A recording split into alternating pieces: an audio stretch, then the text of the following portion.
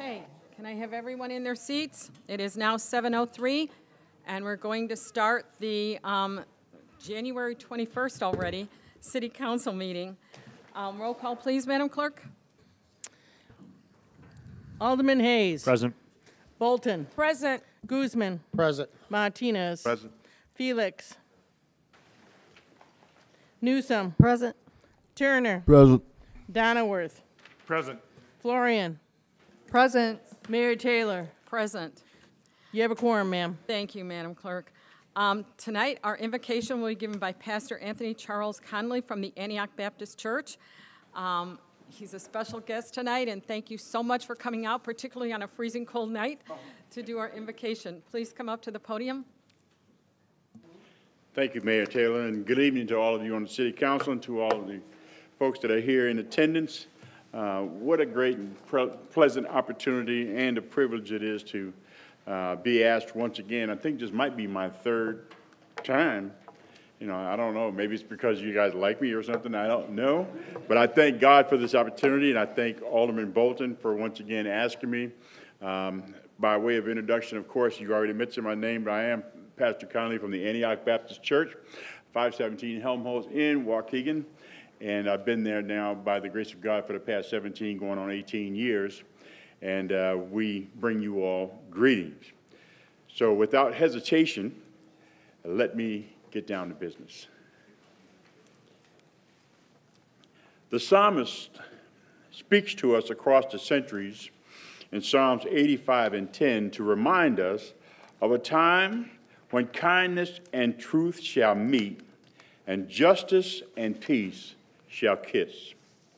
The classic summary of what God asked in covenant with all humankind is what the late, great Dr. Martin Luther King called the Magna Carta of prophetic religion, where God asked of us only this: to act justly, to love tenderly, and to walk humbly with your God, as stated in Micah chapter 6 and verse 8.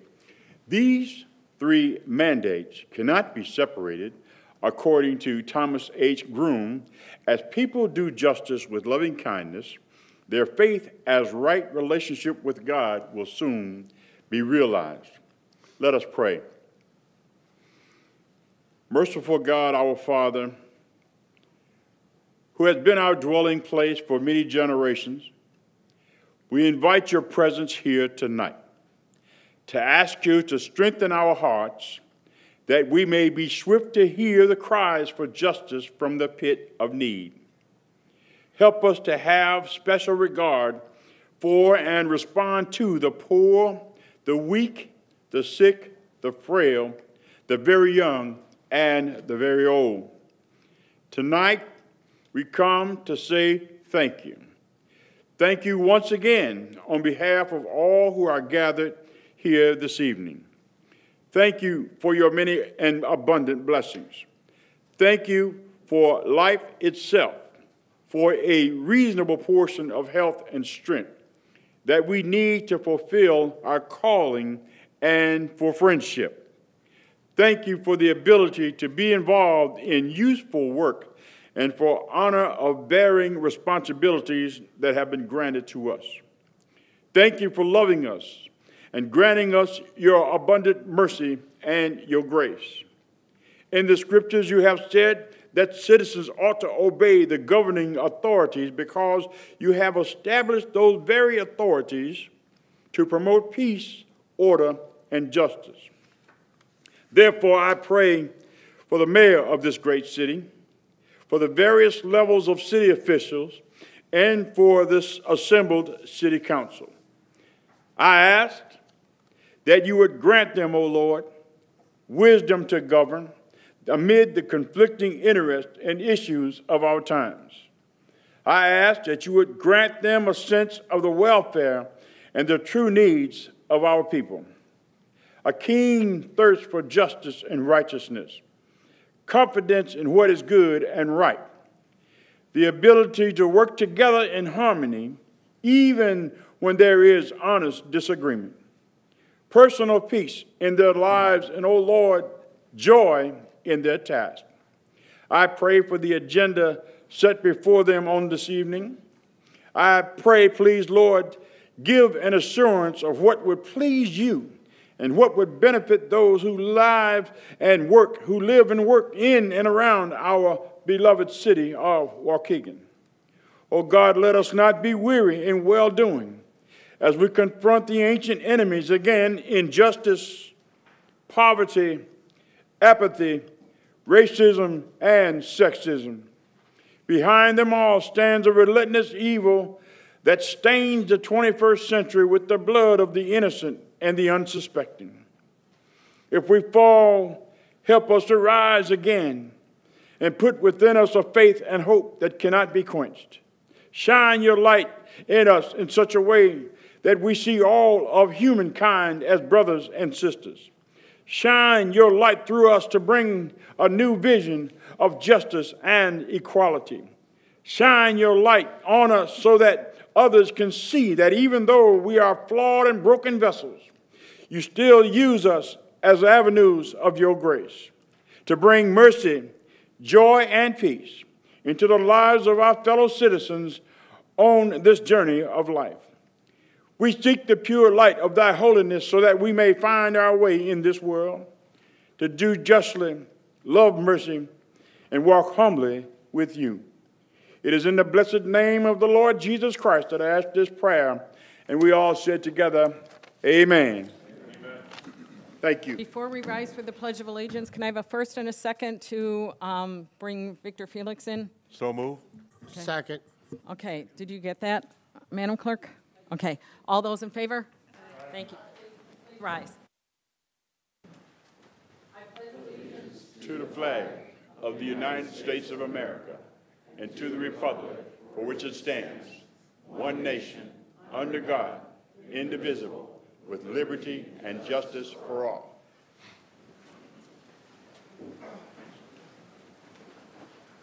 Well, thank you, everyone, for coming out. I mean, on a cold night, I'm impressed. You guys all showed up and made it, so thank you for being here. The mayor comments, my comments will be fairly short tonight, but I have quite a few speakers coming up. So before I get started and I'll start with our police chief, but I just want to remind people that there was a water main break tonight at Grand and Jackson. They're already working on it, but just be aware that it's that time of year with this shift in weather that expect to have water main breaks. And this is our first one today, Grand and Jackson. Chief Navarro. Hello, City Council and residents of Waukegan. I'm going to briefly talk about the monthly stats for the month of December related to what the police department has been doing. Calls for service was at 4,700. Last year, we're at, during the same time period in December, we're at 4,871. We issued a total of, well, we issued as of, I'll say this, our totals for the stats on our state citations, we are not caught up on. But we have written about 560 total state citations. Last year, we're at 808, but I expect our number to go up because, again, we're not caught up on the amount of stats when it comes to the state citations. Our local ordinances and our parking citations are at 1,716. Last year, we're at 1864.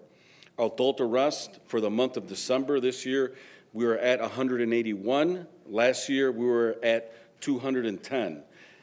And if you'd like to see further information on our adult arrests, you can go to the city's website, and we do have detailed information on every suspect that has been arrested.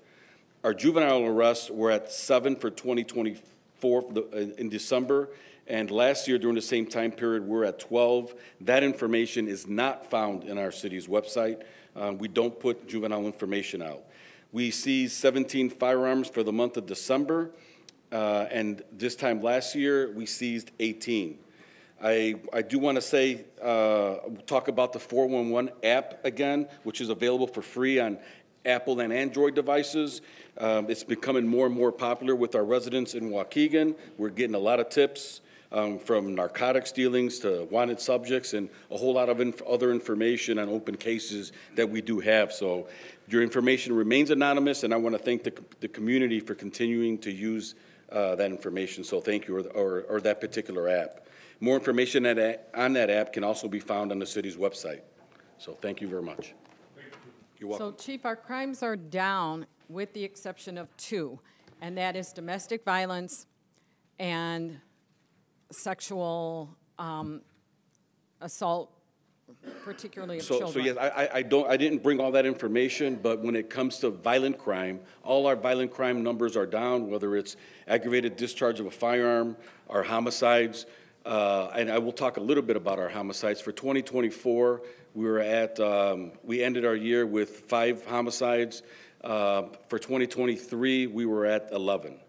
When it comes to violent crime, our numbers are down for this year in comparison to last year. What is up, unfortunately, are our domestic-related cases. Those have increased in numbers. We are working with some of our partners to include the State's Attorney's Office. We're utilizing our co-responders, which are all social workers, to see how we can come together to bring these numbers down and continue to help the people in our community. Thank you, Chief. You're welcome. Why our Waukegan Dispatch Director is coming up, I will say we will be kicking off in April our campaign. It's with the Lake County Children's Advocacy Center for sexual abuse and sex trafficking. Blue Kids is an awareness campaign so that people understand that children are being abused. We will set off that program, like I said, in April, but you can start to see some of the signs that will be going around the city, and that's what that Blue Kid is. It's about the awareness for this. So we're just talking about it tonight, but see other things coming up.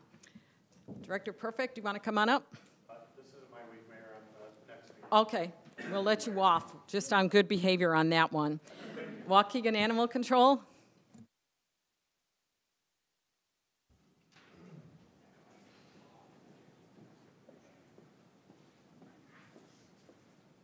Good evening, everyone. I'm going to go over some stats for December for us.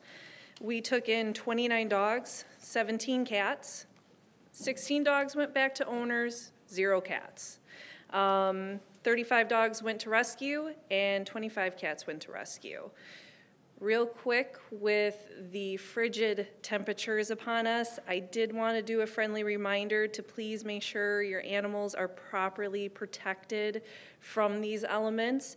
If you have any concerns in regards to your neighbors or you see anything, please don't hesitate, contact our office or non-emergency so we can do a well-being check and verify everything is okay.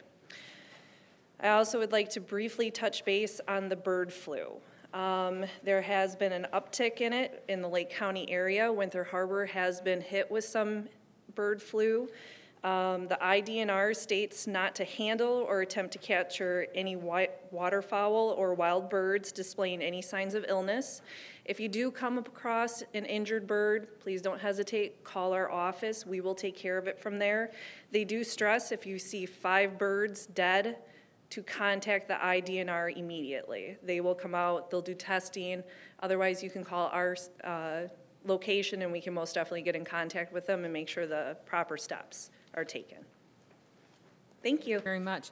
And for those who don't know what IDNR is, it's the Illinois Department of Natural Resources.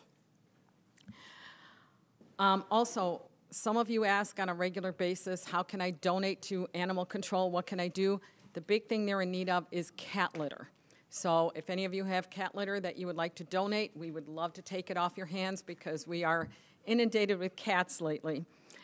At this time, I'm going to invite the CEO of Vista Hospital, Mr. Kevin Spiegel. Would you like to come up? And anyone you want to introduce to the public. Hi, I'm Kevin Spiegel. I'm the President and CEO of Vista Hospital here in Waukegan. Mayor Taylor, thank you. City Council, thank you very much for having me address you. I just wanted to become a little bit more transparent of what's going on in the hospital so you could assist in a very important resource, and that's the health care of this region. We have had some financial challenges recently, and we furloughed approximately 69 employees. It was precipitated by, we're seeing an increase in our volume, which sounds good, but we're seeing an uptick in uninsured and underinsured patients that have really, and we have to fund that as well.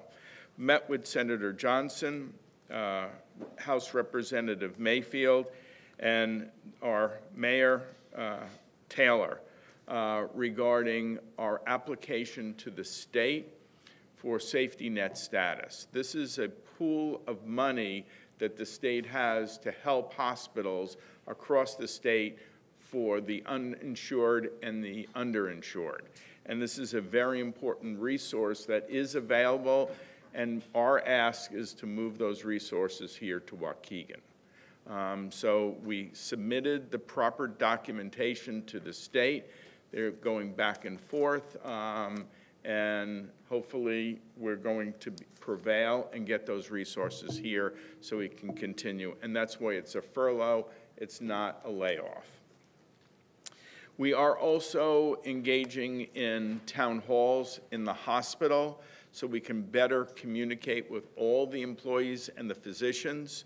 We're going to also do public forums on, during the week, weekends, and night, so we can better communicate. Mr. Mayor, Mrs. Mayor, thank you. I just want to remind the public, because there's a lot of confusion on this, the city does not fund the hospital. They are a private entity, but they do receive state funding. And that's what they're talking about, is getting that. So that would involve Senator Johnson and Representative Rita Mayfield, and they are currently working with the hospital on that. But that is something that many hospitals receive to help make up the difference. And I think it would be October, am I correct, that that would be eligible, maybe before, if they can get it through? Okay. Hopefully or a bridge from the state, as we're also asking for as well. Okay. Thank you very much for being here this evening. And last, I'd like to invite Robinson Engineering up. So many of you know we're doing our lead pipes. And as part of that, we're going to have Robinson talk a little bit. One of the things that we learned today is that a lot of grants have been taken away in the last 24 hours that will not be accessible. I'm not sure how that's going to affect lead pipes at this point in time, or if the mandate will even stay. We're finding out day to day. I expect Illinois to be one of the states that is hit hard with the loss of grant money. So we just found out today that at least $17 million has been taken away off the tables for us to even apply for. So I'm sorry. That's right. Ian, would you like to? Yes. Before I start the presentation, I just wanted to follow the mayor's comments and say that the IEPA funding is actually a year behind the rest of the country. So the next year's cycle of IEPA state revolving fund loans is safe. Anyway, so my name is Diane Moeller. I am an engineer with Robinson Engineering. I'm also a Waukegan resident. And before I get started, I just wanted to say that this program is a joint effort between the Engineering, Public Works, and Water departments under the leadership of the mayor and city council. Waukegan has replaced more lead services and has done more outreach than any of our other clients. And I think that is due to the diligence of city staff and government. So I just want to say that's something to be proud of. Just general overview, a water service line is the pipe that connects the water main to the interior plumbing of a building. There are two portions of it. There's the city-owned side, which is the water main to the curb stop, and the property owner's side, which is from the curb stop to the interior plumbing of the building. And that curb stop is the valve that is typically installed in the property line that turns the water on and off. The service lines are typically made of copper lead, galvanized iron, or plastic. Next. This is a GIS hub that the city staff put together. So there's a total of 21,000 service lines in the city. We suspect that there are 9,000 of them that have either the full service or the public or partial side being lead or galvanized. And we've replaced 603 services to date. So that comes out to an average replacement cost of $12,000. Now the 2023 project was a little bit of a higher replacement cost than 2024. We did see prices drop due to increased contractor competition, but we don't know if that lower cost will stay for several years. Next. And we also have a submittal to the IEPA, that's the Illinois Environmental Protection Agency, on this inventory every year. So this is what we submit to them. We have a total of about 4,600 confirmed lead and galvanized services that require replacement. We've got 6,700 non-lead services, and then we have 11,518 unknowns. The reason why we have so many unknowns is because the public portion has to also be identified as copper or plastic for the whole service line to be considered copper or non-lead. So we have many services that are copper on the private side, but we don't have the public side identified yet. So the goal until 2027 is to get that 11,518 down to 0 and split that between the lead and the non-lead services. Now, the first agreement that you discussed tonight is the lead service line replacement plan. This is mandated by the Illinois Lead Service Line Replacement and Notification Act and also the federal lead and copper rule improvements. These are the major elements of the plan that I will discuss through the presentation. Next. So we submitted a draft that was very basic for free for the city in April of 2024. The next draft is due April 15th, 2025. There's another draft due in 2026, and the final version is due April of 2027. Now, the purpose of the plan is to inform residents of the city's program. So the target audience is the resident, and we will be doing outreach with this plan. So part of it is to talk about what the city is going to do, but part of our scope is also to actually implement that outreach. So I'll talk about that later. So the first element is the inventory. So our scope in the plan is just to resubmit the inventory every year with changes. A lot of this will be paid for by the IEPA grant of $200,000. So the two main elements of the inventory is going to be identifying those unknowns and also getting more resident participation. So next. The surveys are the best way to get residents to understand the program and also to collect their information so that when we get to their areas for replacement projects, we have their contact information. Next. So you can see we struggle with participation. This is showing the number of residents that completed surveys to date. We do have a significant amount that is just like a slow and steady submittal rate, but we just need more. So that peak corresponds to the mailer that the IEPA required that we send out to all residents that had lead, galvanized services, and unknown services. We'll likely see another peak when we send out a mailer on this plan, but any outreach that the government can do would be really helpful. Now, we talked about the unknowns on the public side. We've done 200 exploratory excavations to date. If you want to hit next, there's a video with that. You have to hit play on there if you go back. Sorry. So what this is this is a vac truck, and that long pipe there, I think you have to hit back one more time and then hit play on there. Yeah, so that's a vacuum, and then they have a little pressure washer, and they spray the ground and they suck up the water in the soil So you can get a really small excavation going all the way down to the service line, and you can see the material on either side of that B box there. So this is what we do to get confirmed material information on the public side. That's not cost effective to do for all 11,000 unknowns. So what we do is predictive modeling. What we do here is we feed the known material and building characteristics into the model, and it spits out a prediction for the addresses where we don't have any information. So you can see this heat map here.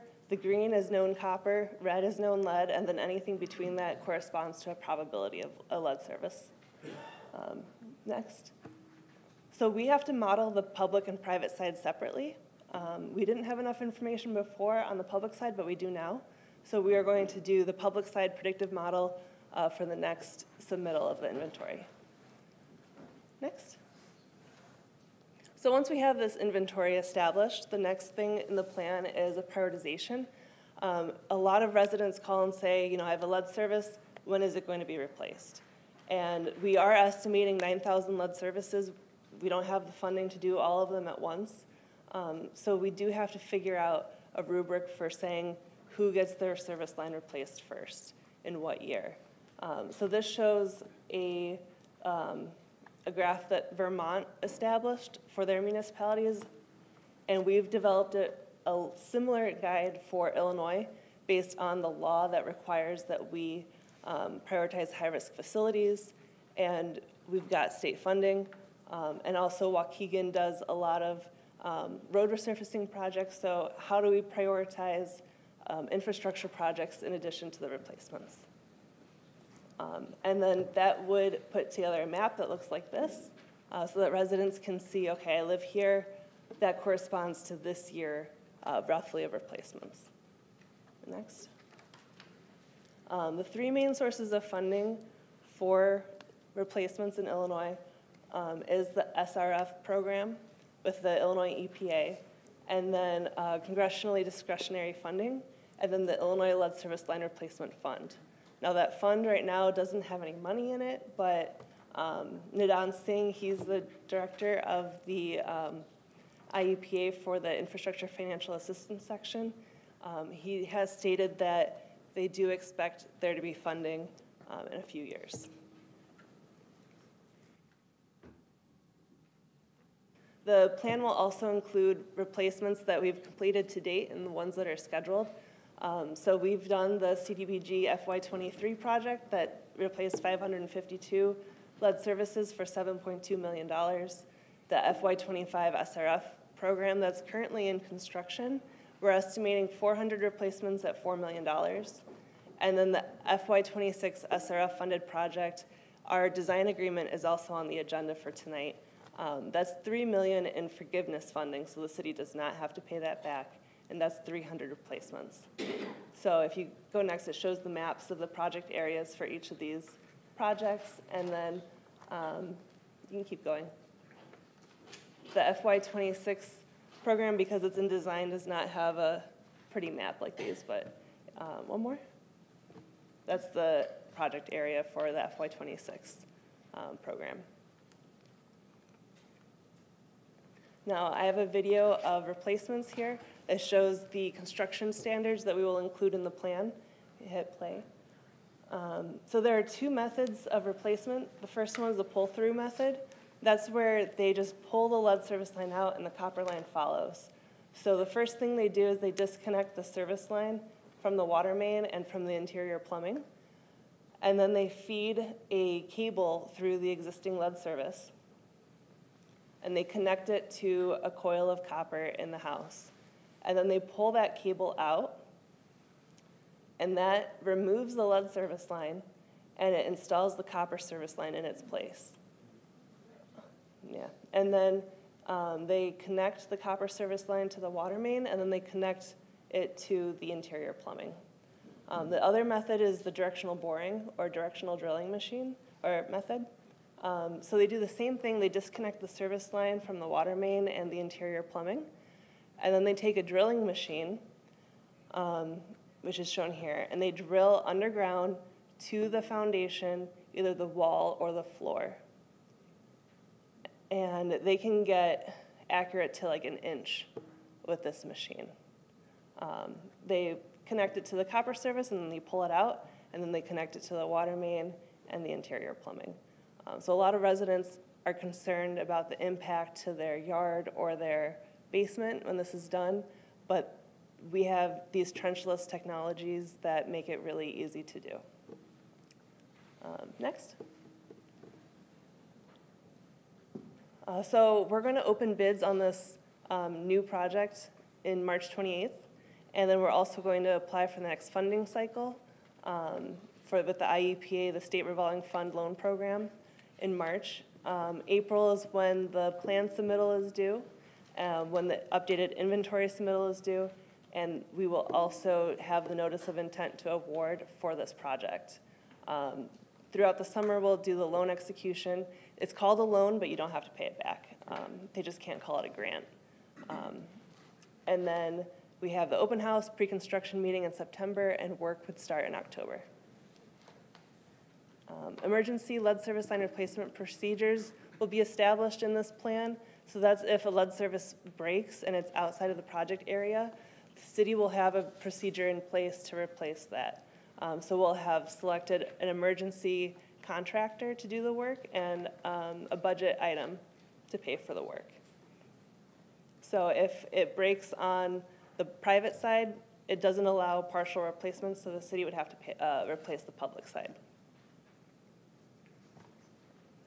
And then the last element of the plan, but I think this is the most important, is community engagement. So part of our scope is to send a mailer out to all of the residents detailing this plan, hosting a town hall, attending city events, and any other outreach that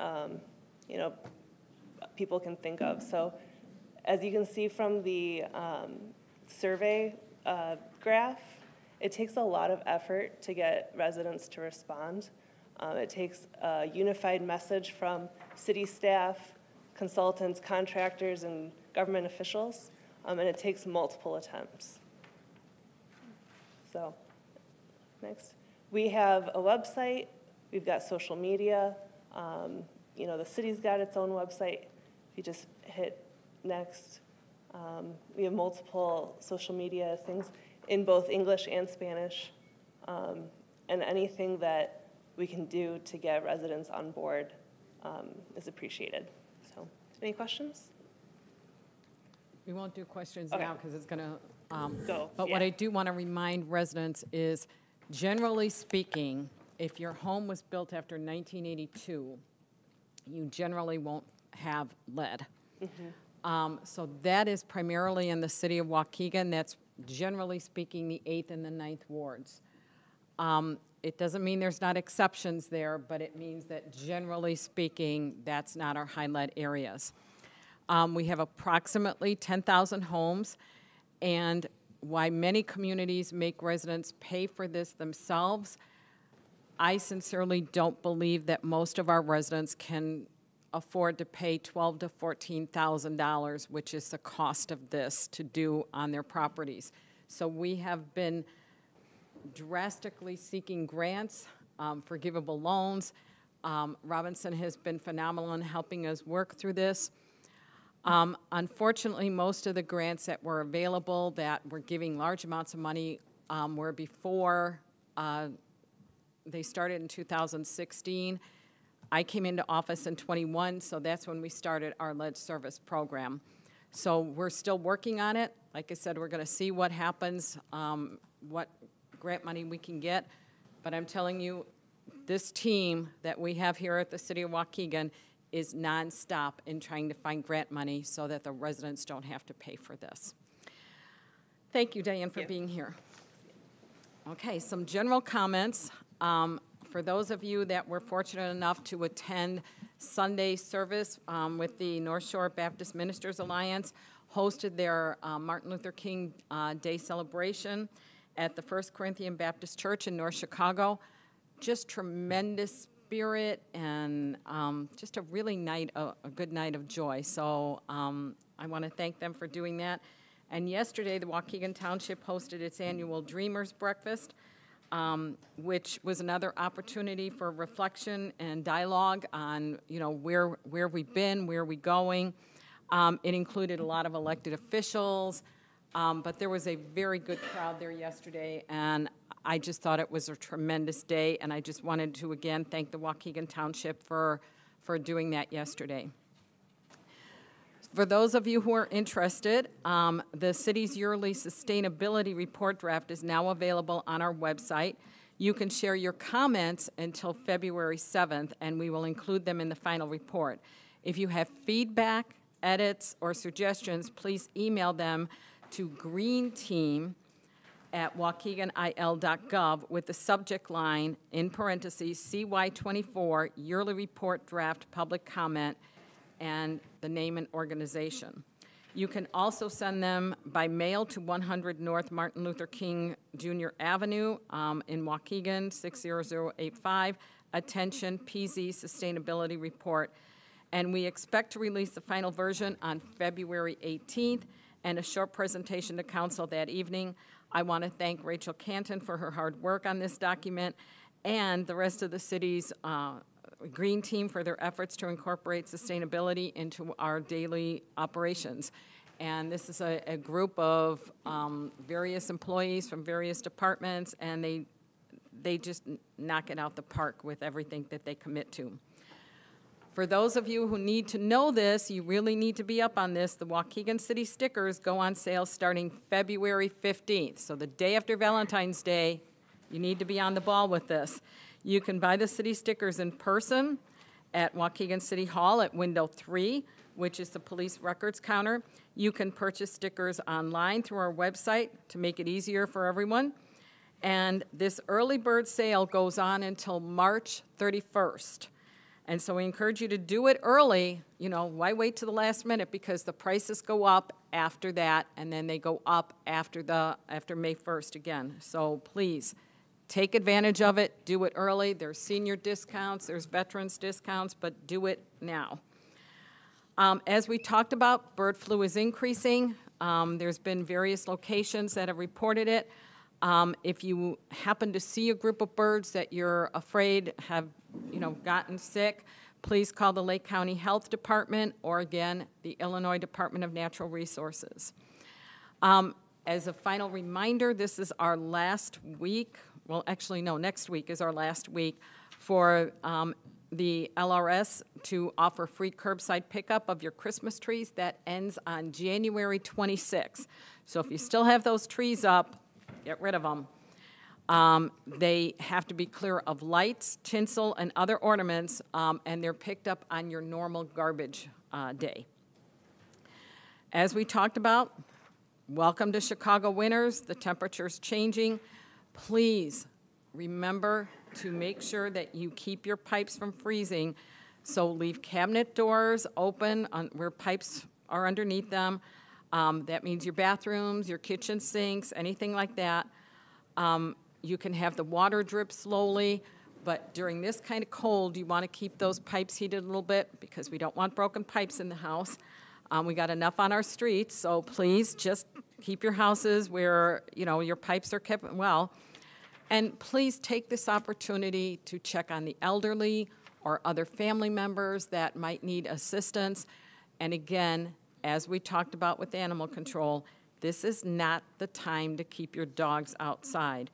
And amazingly, I'm stunned that I need to remind this of people, but I know many parents run errands with their children in the car and don't want to take them out in this cold, so they leave them in the car. What may seem like a minute to you can be 10 minutes that you've left a child in a cold car. Please don't do it. Don't leave animals in the car. Don't leave your children. If you want to leave your groceries, all the power to you. For anyone that needs assistance, please call 211 and enter your zip code, and they will connect you, and that's through the 211lakecounty.org. As always, for things going on in the community, you can always go to our city website, or if you would like to be part of our e-newsletter, it's at e-news@waukeganil.gov. And with that, Oh, one last reminder. Business licenses were due for renewal on December 31st, 2024. We have quite a few people who have not renewed. So we have put out a new letter today to remind people. I believe we have close to 1,000 people. Late fees will be added and citations will be issued for these late business licenses by January 31st. You can visit waukeganil.gov to renew your license. There's a portal to do it. You can contact our building and code licensing, and you can come on into the building if you just don't know how to do it. Please come into the first floor and go to the first window, and we will help you with that as well. If you need to contact the business licensing, it's 847-360-0334. And that concludes my comments, Madam Clerk.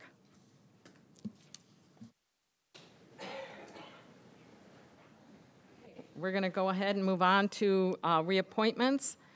And the first one, can I have a motion to reappoint Teddy Anderson, Michael Bill, and Benjamin Grimes to the Planning and Zoning Commission for terms expiring December 31st, 2027. So moved. Second. So it's Alderman Florian was the first, second was Alderman Newsome. Any questions to the motion? I know you were going to say it, so. Are these new or reappointments? These are reappointments. Very hard to get people. We still have an open slot, I believe, off of this, but the committee needs to be able to function, and we don't have resumes. We don't have people wanting to be on the committee, so we're asking for these reappointments. But please, anybody that would like to submit, our directors here, would you like to come up?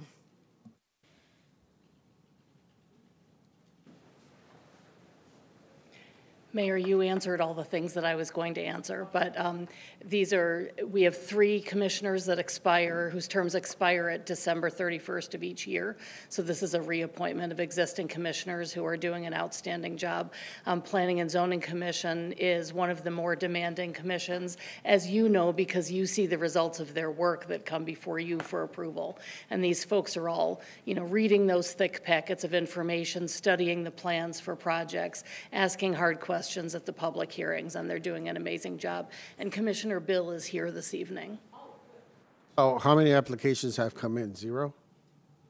For replacement candidates, 0. Yeah. I would love to have a stable full of people to fill vacancies, so anybody who's interested, not just in the Planning and Zoning Commission, but in any board or commission of the city. Our website has information about all of them, what the responsibilities are, when and how often they meet.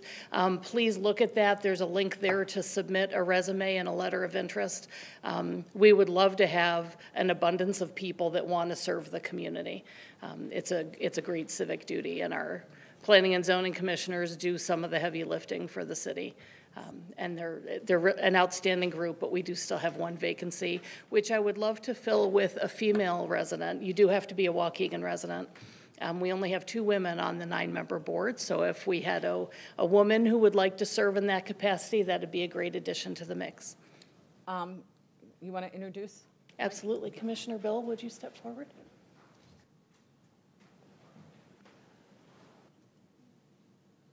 This is Commissioner Michael Bill. He's been on the commission for, is it 3 years now? Or 4? I think it's 4. 4 years? Yeah. He served us for several years, and he has some experience in the trades, a lot of knowledge, and he asks petitioners difficult questions related to their buildings and the construction and design and those kinds of things. And he's a terrific member of the commission, always comes prepared, does all that homework ahead of time, even when we're a little tardy getting the information in his hands. So I would respectfully request the reappointment of these commissioners, including Commissioner Bill, who's here this evening. Thank you so much for coming this evening. We appreciate it. My Is there pleasure. anything that you want to say? Talk about your It's just my pleasure to I've been a lifelong resident of Waukegan, and I've worked in the city of Waukegan. Currently, I'm the electrical and mechanical inspector for the city of Highland Park. So I do have lots of knowledge, and I can see the diversity of the city, and it's a pleasure and an honor to serve the city. Thank you. Thank you so much for being here this evening. Again, I will say that we try to get new applications. It doesn't always work. It's all volunteer on these boards, and this particular board requires a lot of hours to put in. So you've been on it before. Yep. I do want to make an observation. So, and this is not against Mr. Bill or any of the commissioners, I'm just saying the process, this is the first I've heard of the availability of, openings being available, people to apply. So we talk about all kinds of things. I think it would behoove us and the public that we would make announcements early on, 3-5 months before term expires, and say, hey, we're looking for resumes, because tonight, if you hadn't said it, I wouldn't know it. So I've mentioned this at council meetings under mayor's comments several times, so it has been announced. It gets to the point that it's like, when we announce it and you still don't get any action on it, that we don't continually, but we have announced it several times.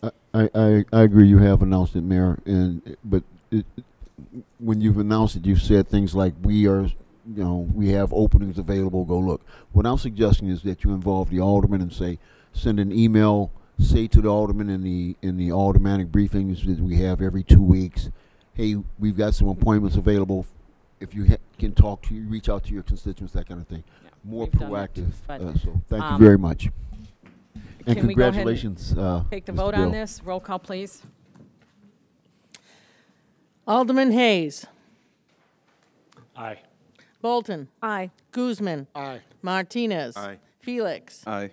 Newsom. Aye. Turner. Aye. Donnaworth. Aye. Florian. Aye. Thank you, Motion Mr. passed, Bill. ma'am. Thank you, Madam Clerk. Next, we're going to do a resolution, and I need a first and a second to it. First. No, Second. I'd like, if I may, Alderman Florian, Thank you, Alderman Turner. First. second. Okay, so it was Florian and Turner. And this is to support the Bird City, Illinois initiative. And we're going to go up and we'll have the proclamation read, and then we're going to do some pictures for you. But honestly, this is I'm going to be honest, this is a thing that's important to me, that we are recognized for being a bird city. As Alderman Florian mentioned earlier, the number of people that come to watch birds in our city is phenomenal. And we laugh because they all seem to drive similar cars, so we all know when they're on our beaches. But it's phenomenal, the draw and the tourism that it brings to our city. So, Madam Clerk, will you read the proclamation? Yes, absolutely. Resolution number 25, R15, support for the Bird City, Illinois initiative. Whereas birds are some of the most beautiful and easily observed wildlife that share our communities, and whereas many citizens recognize and value birds that are residents and those that pass through during their migration seasons, and whereas birds play an essential ecological role in our community, controlling insect pests and contributing to pollination and seed dispersal, and whereas birds and their habitats are declining throughout Illinois and North America, facing a growing number of threats on their migration routes and in both their summer and winter habitat, and whereas public education, awareness, and concern are crucial components of bird conservation, and whereas citizens enthusiastic about birds, informed about the threats they face, and empowered to help address those threats can directly contribute to maintaining healthy bird populations, and whereas birds contribute to an increase in the economy by attracting tourists and generating revenue, and whereas climate change is the #1 threat to birds, and local leaders should adopt environmentally sound policies and practices that protect birds and their habitat, and whereas the Migratory Bird Treaty Act of 1918 is important legislation that we need to continue to uphold in our local communities to ensure the protection of migratory birds. And whereas Bird City, Illinois, is an initiative to build relationships with local municipalities and citizens of the community for a call to action to protect birds and conserve bird habitats. And now therefore be it resolved that Mayor Ann B. Taylor and members of the City Council of Waukegan, Illinois, do hereby support the Bird City, Illinois initiative and will continue to adopt environmentally sound practices to protect our lakefront, ravines, open spaces, and bird habitats. Be it further resolved that a suitably embossed copy of this resolution, signed by the mayor and city clerk, be presented to the Lake County Audubon Society and also sent to Audubon Council of Illinois, adopted this 21st day of January 20. First of all, I just want to say Waukegan was the first bird city in Illinois. And when they reached out to me for the 3-year renewal, I was very excited to partner with Mayor Taylor, Lakefront Coordinator Lisa May, David Motley in PR, and Rachel Canton in planning. We only had to meet 5 different areas with habitat protection, bird-friendly glass, educational outreach, and one other category I'm forgetting. I was at page 47 when I finally said, I think we have met enough of the requirements. I don't think people realize how much this council and this mayor have done in the past 3 years to protect the habitat that's not just the lakefront, but the dune and the ravines and the prairies and the forests. And when you protect the birds, you protect all those things, and you also give a beautiful home to the people that live here. So thank you to Waukegan, and thank you to this council and this mayor for doing all these wonderful things in the last years. I recently went to Florida to visit the male piping plover pepper. I found him on the beach, took photos with him. I got news yesterday that Blaze, the female, is doing really well in North Carolina. So we're hoping that they make a safe return and fledge more babies in 2025. I think it's amazing that we tracked down these birds in Florida and North Carolina. Yeah. For those of you who don't know how big this bird is, it's probably the size of your palm, maybe a little bigger. It's 7 inches. Yeah. It's about this big. So to find them on a beach in Florida, it's hard enough to find people, let alone a tiny bird. So they do have bands on, and the fact that she was able to find this bird was amazing to me. But the whole story of these two is like a love story for me and a personal thing. So, And Waukegan is on the map in the world because of these plovers. They're considered famous celebrities, and I make sure that I do everything possible in the Lake County group that we make sure everyone knows that Waukegan is providing a safe habitat for this endangered bird. There are only 80 pairs of them left in the world. So it's a big deal that they have this home to come back to and that people are watching them outside of Waukegan. And if you've ever been in the mayor's office, there's tons of pictures of them. So, like I said, it's something that we follow all the time, and it's important in our city that these birds be taken care of. And thank you for all you do, and thank you for making it a bird city. Yeah, Thank you. And this is not the current one, but this is one that we have that again in my office that is my pride and joy. So you will see it, and I just wanted all of you to see what this looks like and for them to have a picture of that. So Thank you. okay. You ready, Austin? Ready. Everyone tell me a little bit more. Switch in.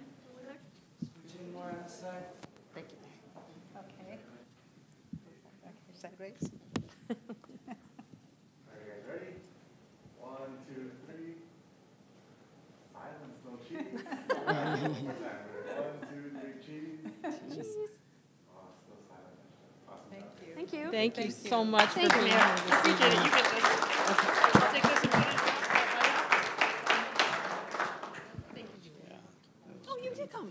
I didn't see you right there.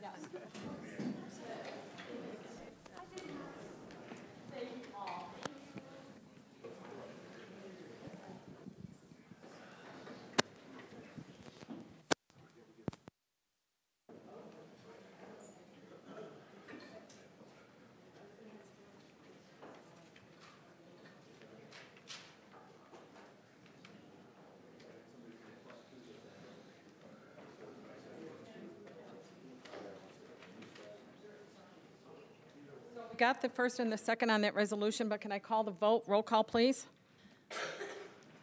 Alderman Hayes. Aye. Alderman Bolton. Aye. Alderman Guzman. Aye. Alderman Martinez. Aye. Alderman Felix. Aye. Alderman Newsom. Aye. Alderman Turner. Aye. Alderman Donaworth. Aye. Alderman Florian. Aye. Motion passed, ma'am. Thank you, Madam Clerk. It is now audience time. We're going to get the list of those who are going to be speaking. You have 3 minutes. I'm going to call the first. Do I have a lot? I'm going to call the first 5. Go ahead, proceed to the east side of the room. Just line yourself up. Make sure you say your name loud and clear. Don't touch the mic. Oh, I'm calling everybody. Here we go. Mr. Chuck Rextalis, Joanne Gilly, Jason Hill, Mike Hunan, Scott Glendale, Chuck Rextalis, Joanne Gilly, Jason Hill, Mike Hunan, Scott Gendal. Go ahead, sir. Chuck Rextalis, coming out on this cold night. I appreciate the Bird City comments.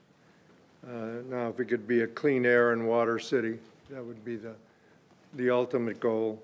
I was told by my wife that we needed to put stickers on our bay windows so these birds wouldn't run into them. So that is done at a residence.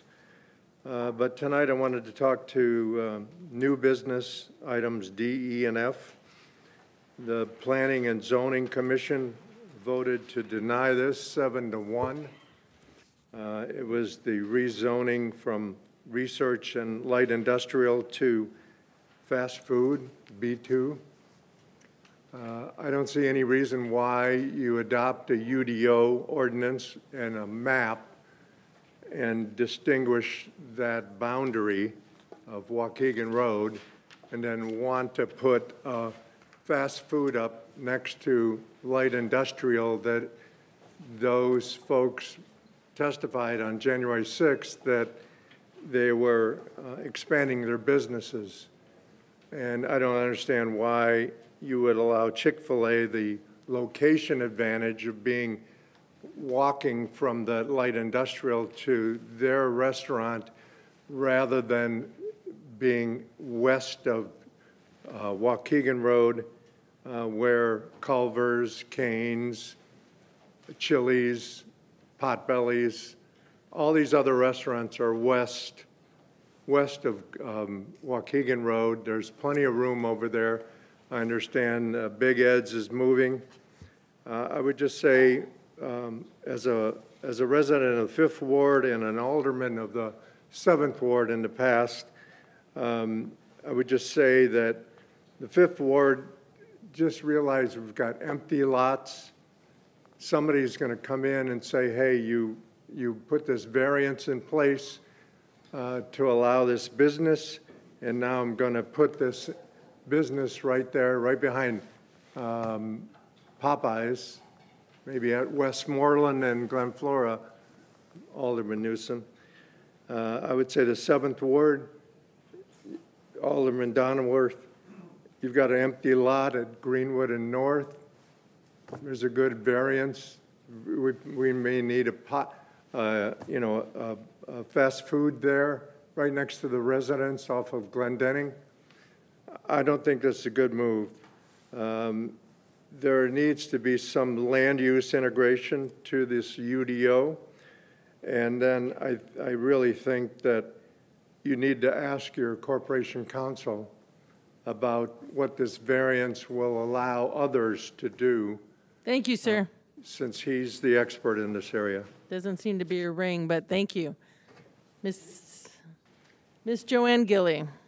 Hi, my name is Jo Gilly. I'm CEO of Overture Promotions. We are at 800 South North Point Boulevard, and I am also speaking on items D, E, and F. It is my parking lot that is proposed to be rezoned to accommodate a fast food restaurant. We are a $175 million company. We have 200 local employees. We have 110 of them who come in the building every day to work in a warehouse and operations management. We have the other 90 employees are hybrid, so they come in 2 to 3 days a week. That's a lot of cars. And our current exit, I gave you a presentation that has a map of our current entrance and exit from the building. It's a straight shot out. The Chick-fil-A will use that entrance for their drive-through and reroute our entrance and exit so that it crosses past our two busiest doors on the north side of the building. Every warehouse employee comes in and out of that locker room door. So those 110 employees will have to cross all the exit and entrance traffic from our building into the two parking lots where they will park. So I'm really concerned about the safety of my employees. We don't want this Chick-fil-A in our parking lot, and we are good citizens of Waukegan. Our employees, those 200 local employees, spend a lot of money in Waukegan across the street from our building. We use those hotels. In fact, we have 5 people from Sweden coming next week, spending 5 nights in those hotels across the street.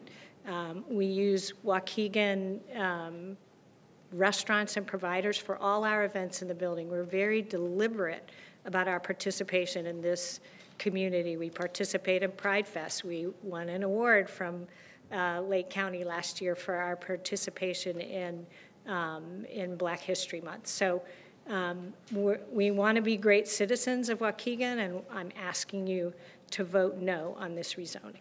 Thank you. Thank you, ma'am. Mr. Jason Hill.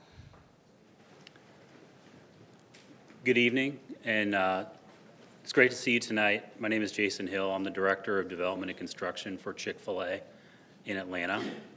And I just wanted to let you know that we're extremely excited about the opportunity to potentially be a part of the city of Waukegan.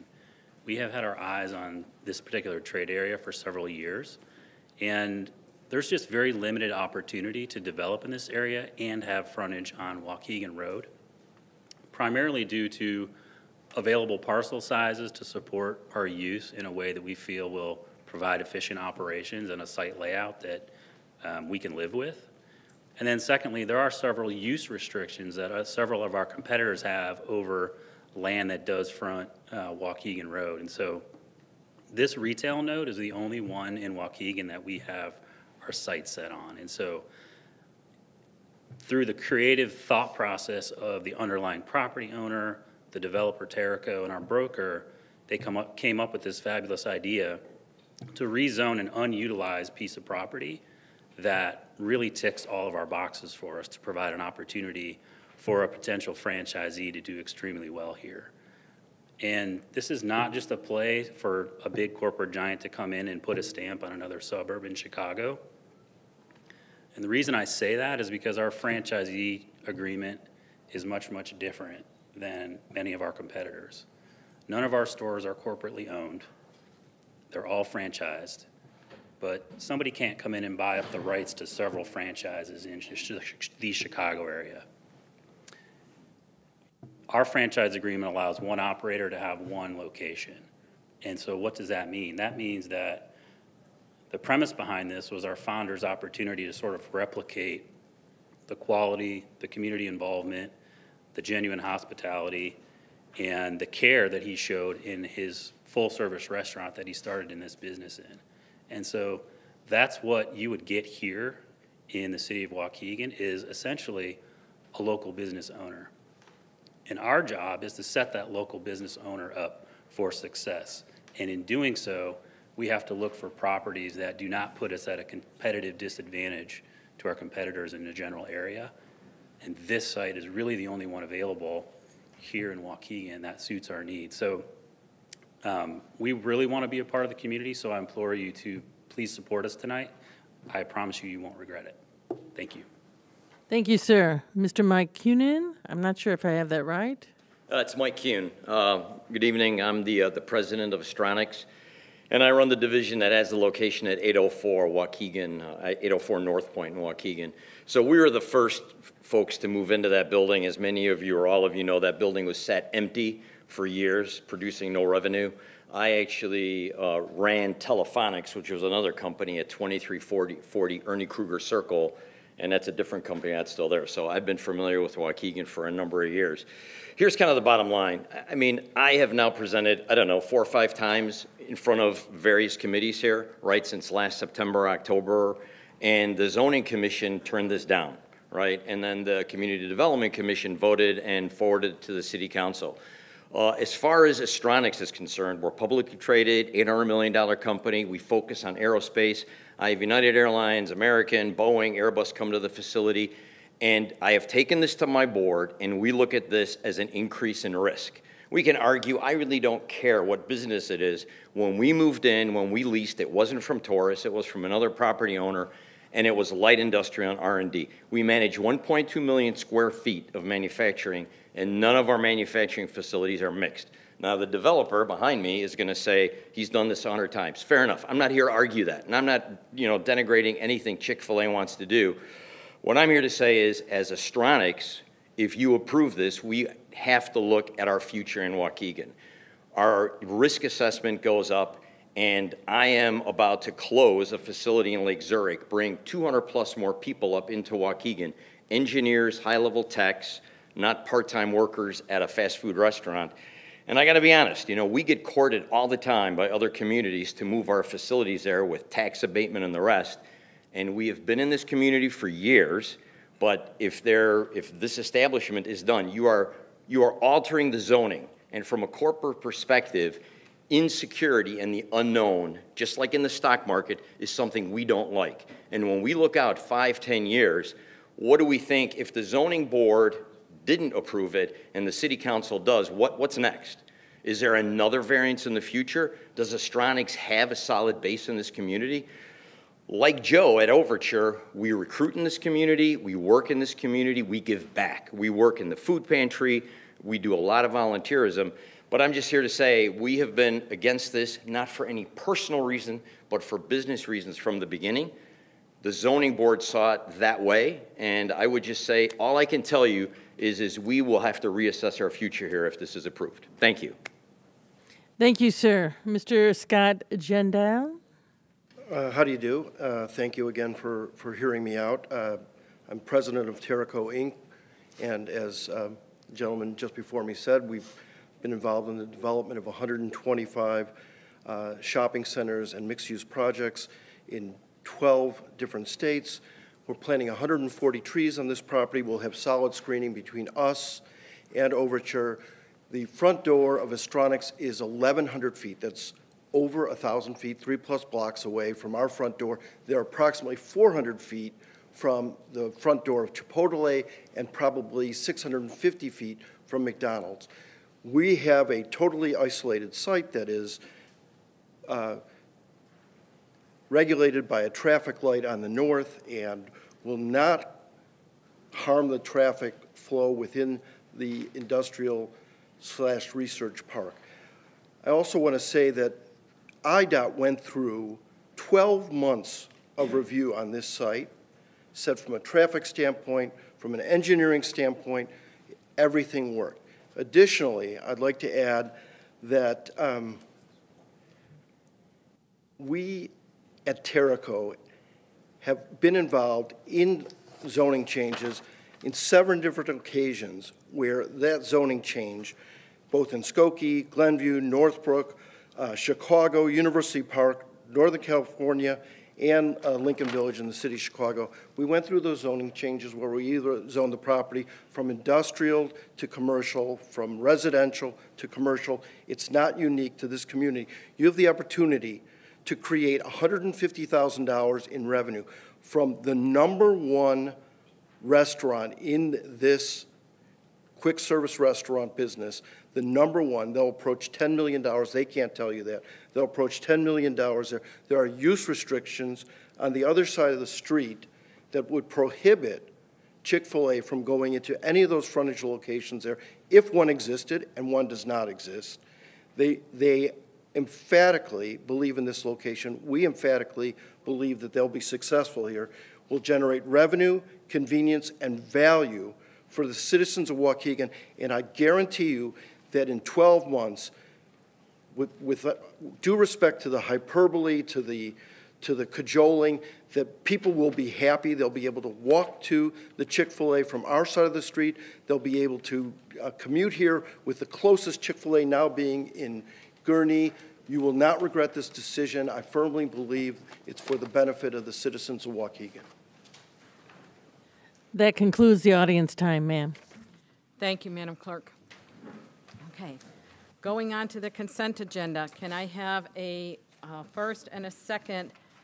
Make the first motion. Okay. Second. So it was Alderman Turner, second was Alderman Newsome. Anything you want to pull out on items A through E? Okay. We need to get a roll call on that first, right? Because we did a first and a second. You want me to read it first? The second is for items 4A through E. Yep. You can read them and then vote. Okay. Item A, a motion to approve the regular meeting minutes from Monday, January 6, 2025. Item B, a motion to approve vendor payments dated January 20th, 2025, totaling in the amount of $2,764,145.26. Item C, a motion to approve and ratify regular payroll dated January 10th, 2025, in a total amount of $2,079,560.18. Item D, a motion to approve and ratify miscellaneous payroll dated January 10th, 2025, in a total amount of $30,282.32. And item E, an ordinance approving a conditional use permit for motor vehicle services in the B3 General Commercial District at 3201 Sunset Avenue. This was zoning calendar 2767, and that was heard in the community development on January 6, 2025. Being there no questions to the motions, roll call, please, Madam Clerk. Alderman Hayes. Aye. Bolton. Aye. Guzman. Aye. Martinez. Aye. Felix. Aye. Newsome. Aye. Turner. Aye. Donnerworth. Aye. Florian. Aye. Motion passed, ma'am. Thank you, Madam Clerk. Under old business, can I have a first and a second to item A? I so move. Alderman Bolton, Alderman Newsome was second. This is a resolution approving the repaving of 3 city-owned parking lots by Lepardo for a not-to-exceed amount of $908,632.17 per Section 2-458 of joint purchasing through Sourcewell. This was heard already. Any questions to the motion? Roll call, please, ma'am. Yes, ma'am, I do have questions. Aye. This is, we talked about this previously, and I'm concerned about the UDO requirements specifying landscaping, islands and such for parking lots. And I don't know that that this planned resurfacing incorporates all of the elements particular to the not just the lot line, but the internal landscaping requirements within the space. Noel? Oh, there you are. Hi. How are you? Can you talk about the landscaping internal, please? Yes, absolutely. So at the last meeting, I had told you that I had, at that time, just assessed the City Hall parking lot issue, and we determined that 8 additional trees were needed here. But my staff recommended against putting them in the parkway next to this lot because of this is a lot that the police department uses during shift changes. And so for their safety, the visibility, we recommended putting those in alternate locations. And we'll work with Public Works to determine where they've already identified spots to plant the trees that they have available and find some alternate locations. For parking lot E, which is the Sheridan Road parking lot, there's the installation of 1 landscaped island required, and we've identified where that landscaped island should go and shared that with Public Works, and they're prepared to do that installation when the weather permits. For the Public Works property, that property far exceeds the landscaping requirements. Do you have it in front of you, the details? It was something like 300% of what the requirement was. They have 40, 45, 50-foot landscape buffers around the property. There's over 300 feet of landscaping other than the driveways in front of the building on the Macquarie Road side. They have over 70 trees. That was the best count we could get to without going there and walking under every tree. So Public Works property far exceeds the requirements for landscaping under the UDO. So we need 8 trees and 1 landscaped island with 1 tree between the 3 lots. But this ordinance speaks, in the interior lot, it speaks specifically about numbers of landscaping islands within the parking spaces, the rows of parking spaces and such, and that's Right, but one of the things that's in there is a provision to allow that landscaping to be relocated elsewhere on the property. So rather than having it in individual islands, you can spread it out to the buffer. And the Public Works facility has significant buffers around the whole property that far exceed the requirement of all of the buffers and all of the landscaping islands that would be required for a property for that size. So there's no need to put in islands. Grant that to everybody. Right, and that's written in the ordinance. I don't have the ordinance in front of me, but I want to say that it's paragraph F or K within that section off the top of my head that allows that adjustment. great. Thank you very much. You're welcome. Okay. Roll call, please, Madam Clerk. Alderman Hayes, Agenda item 6A is what we're on, right? Aye. Bolton, Aye. Guzman, Aye. Martinez. Aye. Felix. Aye. Newsom. Aye. Turner. I'll vote for it, but I'd like to see the detailed plan on this. Donnerworth. Thank you. Aye. Florian. Aye. Motion passed, ma'am. Thank you, Madam Clerk. Item B, can I have a first and a second? First. Alderman Second. Felix. Second was Alderman Hayes. This is an ordinance amending. It was Alderman Donaldworth, sorry. Oh, I'm sorry. So it was Felix and Donenworth. An ordinance amending Section 2164 of the Waukegan Code of Ordinances regarding stop signs at certain minor arterial roads. And if I remember correctly, was this not supported by staff? These? Mayor, I can give I can give the quick history. Back on the December 19th, I can't remember, 16th or 19th, we had a meeting where 3 ordinances were presented for stop signs. The first one was 2 that were basically 1 block off of Belvedere, I believe at Genesee, and it was determined by the sponsoring alderman that those were not necessary due to their proximity to a major intersection. This one was determined that the committee wanted to proceed with it. Studies were not conducted due to the timing, and staff did not support it, but the committee did. The third ordinance had a variety of different stop signs, and that one was it was amended line by line. So we had 3 ordinances. The first one was abandoned. The second one should have been voted on. It was not. When we look back at the tape, it just got lost in the shuffle of the omnibus. That's this one. The third one was passed by floor amendment. So this is one that passed out of the committee without amendment. It was with the committee's support, not with staff support, but simply was just inadvertently not voted on. Okay. Before we vote on this, I want the public to know that we generally do studies on intersection or stop signs and intersections. This was not studied.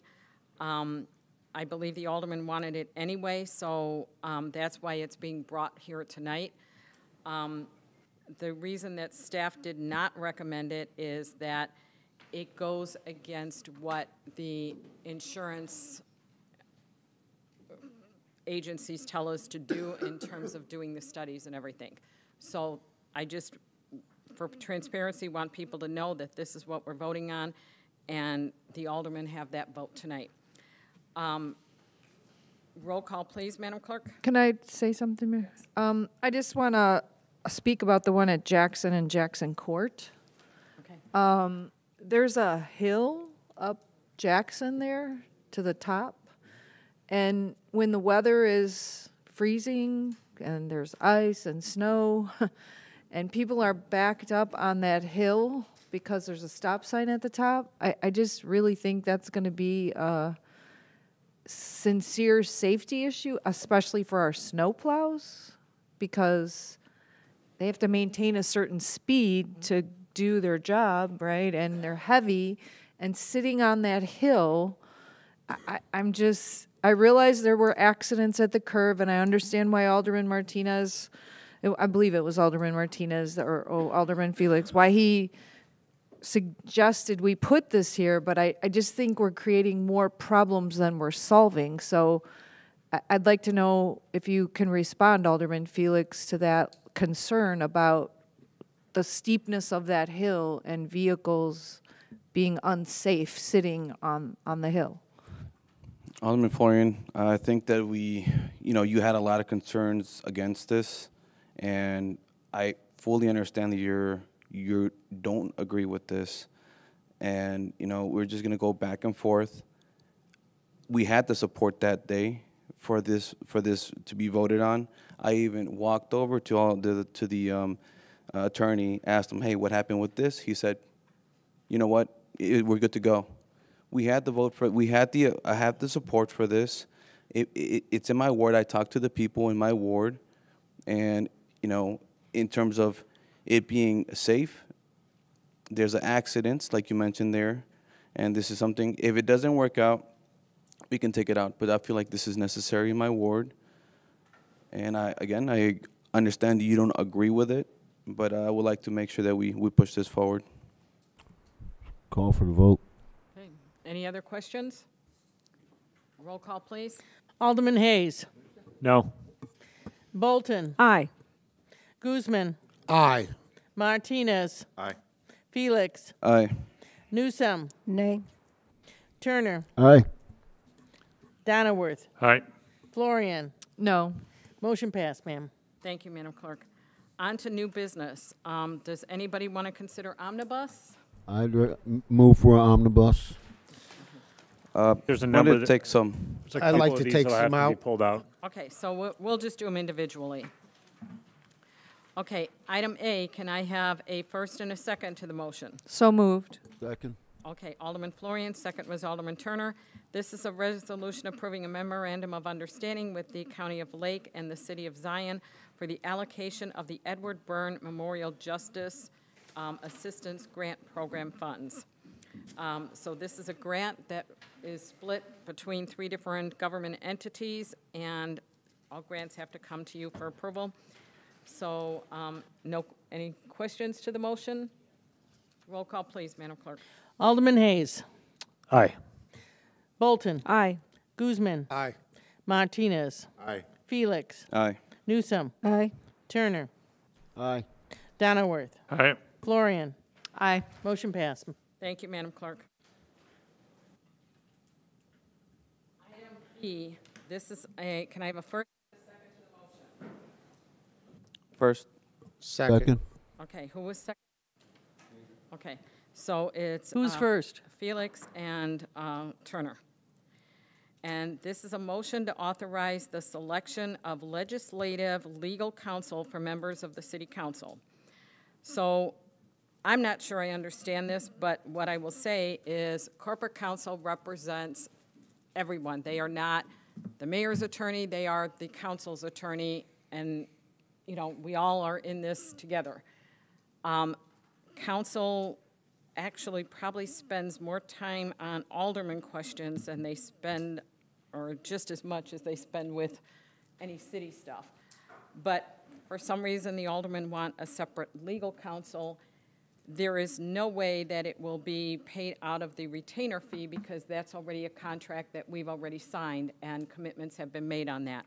So there would have to be an allocation of funds for that. Since 87.8% of our budget already goes towards salaries and employees, the only place it could come out of is capital improvements, which the easiest one for that to come out of would be road funds.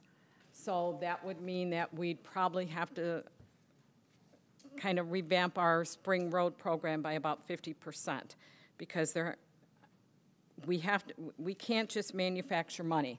We have a budget and there's only X amount of dollars, and so that's kind of the only place that we have any money that is not allocated, already. So any questions, Alderman Hayes? Can someone tell me what, I wasn't on the committee that heard this, so what legislative advice or guidance are we seeking that we can't get from our current corporation counsel? Perhaps the better way to phrase it is, why do we need separate lawyers? I'll take a whack at that one if you don't mind, Mayor. So there's a perception that, and this is not not anything new. It's been our perception for many months, or maybe a couple of 3 years, that there's often there's concerns about opinions offered regarding procedural and operational initiatives, and more particularly investigative concerns pertaining to ethics complaints and conflicts of interest. And often it seems to many of us that the opinions are colored by or influenced by the mayor's office. We didn't make this decision lightly, and I don't know what more I can say if one of the other aldermen wants to speak to it, but I'd like to just call for the vote. I have a question. Corporate counsel, I think you should probably address that, since they're talking about ethics complaints, and I don't know, any ethics complaints are not been investigated by you. No, any ethics complaints that come are brought to the city council and are discussed in closed session. And we ask the question of, do you want our firm to investigate it?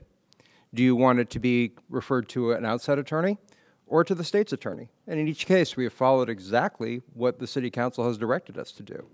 I'm a little bit shocked by this, because what Alderman Felix had expressed was that when he motioned for this, was that there was not sufficient support for aldermanic proposals. Now, of course, we had worked very intensely with Alderman Felix on a number of proposals, some of which have come up. We created the whole committee of the whole for you guys to get your legislative proposals heard, some of which fail, some of which pass. And I would say that one of the things about our firm, which has had clients that stretch back 40 years in some cases, not me personally, but is that we pride ourselves on not being political and calling balls and strikes. I'm a little bit disappointed to hear that you have these issues that you bring up here in council without speaking with me about them first, but that's, I guess, your prerogative if that's what the issue you want to make it about. Also, like, we have never had a council that makes motions on the floor like we have with this council. And that puts the attorneys at a disadvantage, because sometimes things have to be researched. And we can't just, you know, like tonight, for instance, we want to put something on the council, but it's for discussion in committee. That would violate the Open Meetings Act. You cannot do that. So that is the attorney's job to tell us you cannot do that. It might not be the answer you want to hear, but it is the correct answer, because that's their job, to protect the city from a lawsuit. So I understand there's not always times we get the answers that we would like, but one of the things that I will say with this firm is the decisions that are made are not usually made by one attorney. You go back and everybody has an input into it, and there is a large group here, which is something different than we've had in traditional years, where we've had one attorney that was a local attorney that may not ever have specialized in municipal law. They may have been a real estate attorney, or they may have been a local, divorce attorney, and now they're up here being corporate counsel.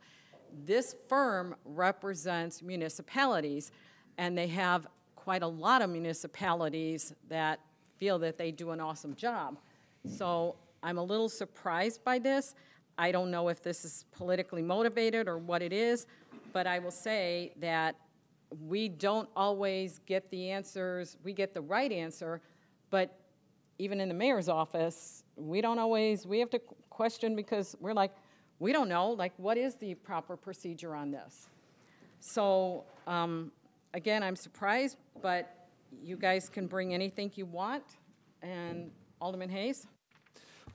Couple observations. First of all, I could tell you from my own experience, I think a lot of us can probably agree that more lawyers is almost always a bad idea. That's coming from an attorney? It always overcomplicates things. By our nature, we want to win, and we think we're right. So we will impose that and go to great lengths, as I've already done here today, to try to convince someone of that. This is going to create insane turmoil, chaos, exactly, within the city council. We don't know who we're supposed to listen to, what advice we're supposed to hear. We may get conflicting opinions. I'm stunned that we would even consider utilizing city resources and city money, taxpayer dollars, to provide lawyers for the aldermen because someone's feelings are hurt about the current corporation council that we have. You could frame it a different way. Would you knock on someone's door and ask them to give you the money that they have in their pockets so that the Waukegan aldermen can hire their own lawyers? I guarantee you that door will be slammed in your face across the board. This doesn't solve a problem. I guarantee it. And my job is to never guarantee anything. I guarantee that it creates a problem. This is a bad idea. Whether it's coming from infrastructure projects or other budget line items that we have, or it comes from having to raise city taxes. If we are doing that, this is so self-interested. It's so motivated by self-interest. And that is not our job. That is a bad look. You can imagine the headlines. I mean, it's the optics are bad, the ethics are bad. It's going to create confusion. There is no way that we should be using city resources to hire our own lawyers. Especially not since we have such an unbelievably capable and dedicated corporation council now. What I worry about is, will residents want to give up capital improvement projects for this? Because my opinion is you go to residents and you tell them that, and they're going to slam the door in your face again and say, wait a minute, how can you sit and say you want projects done that we've waited for so long, and then you want to spend the money on this? But again, aldermen can bring whatever they want. Alderman Florian? I totally agree with what Alderman Hayes said, and I just find the desire to create more expense, unnecessary expense, when we're facing lead line replacement, multiple huge lawsuits. We have so many challenges coming up in the next couple of years. We've been doing so great these last 4 years, and we're looking forward to possibly building a new police facility, and now because of some of these challenges, some of those things are not going to happen. And to think we'll add something, in my opinion, unnecessarily on top of all those challenges is just ridiculous. Just ridiculous. I'm going to go ahead and call the vote. Alderman Hayes. No. Bolton. No. Guzman. Aye. Martinez. Aye. Felix. Aye. Newsome. Nay. Turner. Aye. Donnerworth. Aye. Florian. No. The ayes have it. Okay, item C, can I have a first and a second?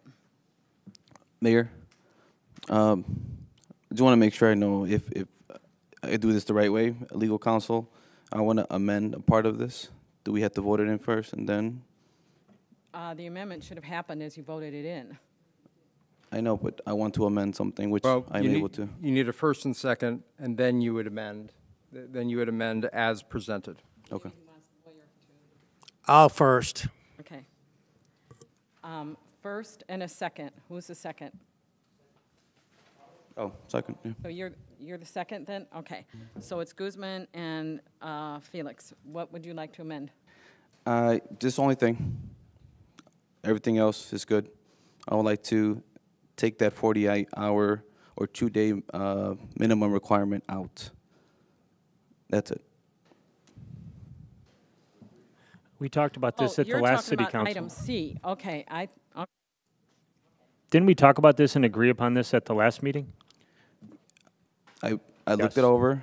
I talked to some of the other people that it affects, and I would like to move forward with this amendment.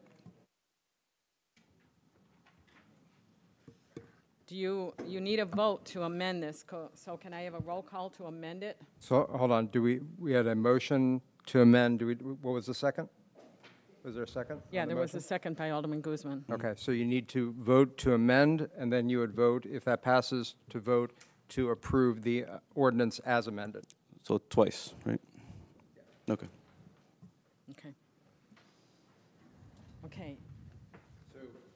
Just to be clear, the ordinance that was placed on board docs did include the following language. No short-term rental may be rented for a period including less than 2 consecutive nights.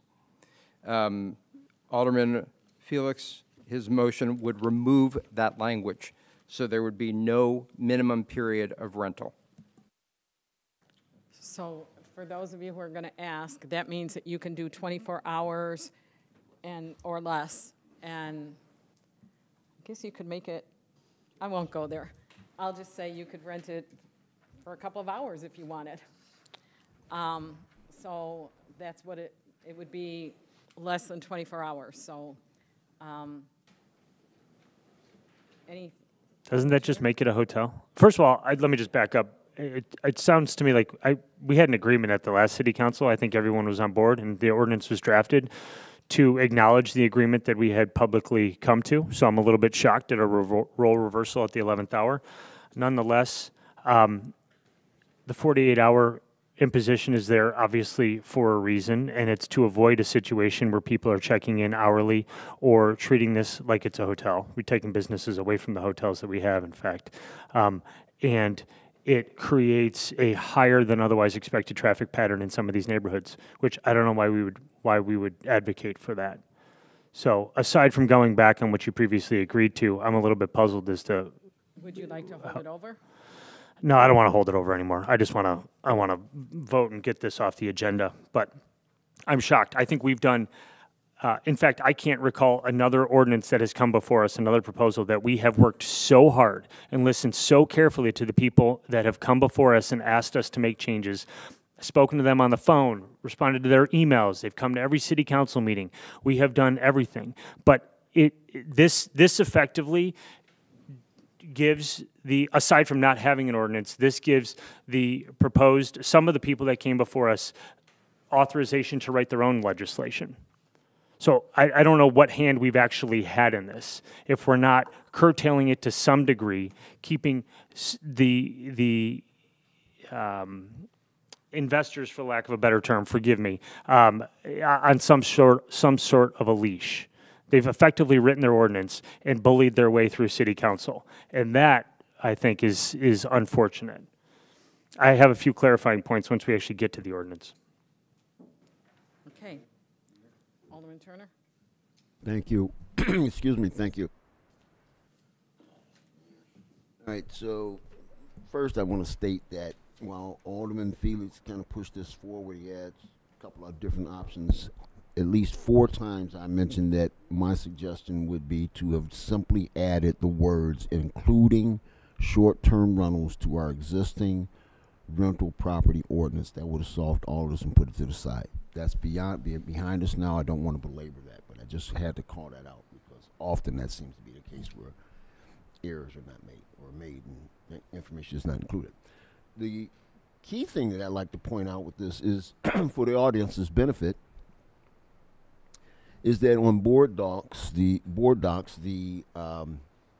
public content includes the language calling for 1,000-foot minimum separation between any Airbnbs or short-term rentals, a $5,000 fine if you don't comply, mandatory cameras, external cameras, and mandatory parking requirements, 1 parking space per bedroom or sleeping quarters. And there was a lot of confusion in that because I know that we all knew that we talked about this, but that's not what's in the ordinance. So when you look at board docs and you see these elements included, that was an error.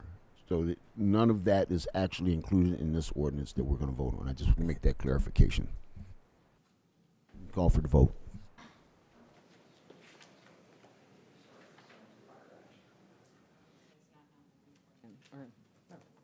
Okay.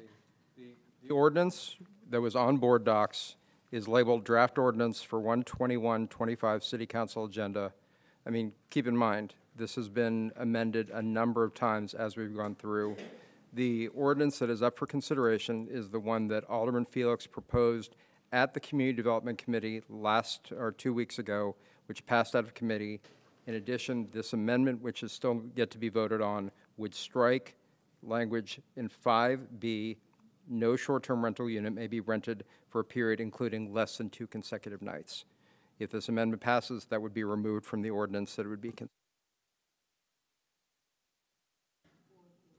So the first vote is for the amendment, which cuts out the 2-night stay. Yes. Okay.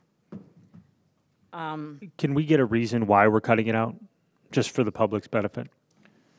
I will make my comments afterwards. I would just like to vote. Because then this is what happens a lot. You ask questions, we go back and forth, and it gets lost. Sure. That's the point of us sitting up here and conducting this open meeting. We have discussed. Call for the vote, please. Many times. Yeah, let's Alderman call the vote, Turner, please. I will run the meeting. Thank you for your input. I asked it, and man. I will add my comments please. afterwards. Well, I think if you're going to ask for them to vote, I think it's reasonable to answer what their concern is. I don't know what the concern is, but I think if you know. I think I have enough support, and we have many. You know what I have to do? I have to look back at the videos of our previous meetings, and I look at everything. So, you know, I've looked at it so many times. Everyone's welcome to look at our meetings and review, and I have. And this is something that I believe that it's not a detriment to our community. It's a positive. So if we can call the vote, I was please. just asking for a reason why we're changing a short-term rental ordinance into a rent-by-the-hour ordinance. And if you can't give me a reason There for are it, then I think that's very telling. These are your opinions. You're saying things that are, who's saying it's an hourly? Have you been in Waukegan? Then things change. Like These when you properties give are rented through Waukegan is great, Airbnb, okay? So I just want to make and sure. it's not hourly. I trust people. We are not people police, okay? it's like landlords. Can we For just good go people, to vote, please? It isn't, but for some it will be. I don't know about hourly, but you certainly will probably get more party houses. And so, but that's a decision that you guys are making. So let's call for the vote. Roll call, please, Madam Clerk. This is on the amendment. Alderman Hayes. No. Bolton. Aye. Guzman. Aye. Martinez. Aye. Felix. Aye. Newsome. Nay. Turner. Aye. Donnerworth. Aye. Florian. No. Motion pass. Thank you, Madam Clerk. Can I have a first and a second to item D? Oh, I'm sorry, you're right. That was, yeah. Okay, so now we're going to go back and do the vote for the amended ordinance. Can I have a first and a second to that? So move. Second. Okay, so it was Martinez and Turner. Roll call, please. Didn't we already have a motion on that? Guzman and Felix. For the amendment. Now they're. And then they did both. You can go back to the original motion with the amendment. You don't need another first and second. Okay. But you still need a vote, right? You still need a vote. Yep. Alderman Hayes. As amended, no. Bolton. Aye. Guzman. Aye. Martinez. Aye. Felix. Aye. Newsome. I want to say something before I make my vote. After the last meeting, I was ready to vote aye for this ordinance. Being that I have an Airbnb right across the street from me, that has not been very neighborly, if I should say.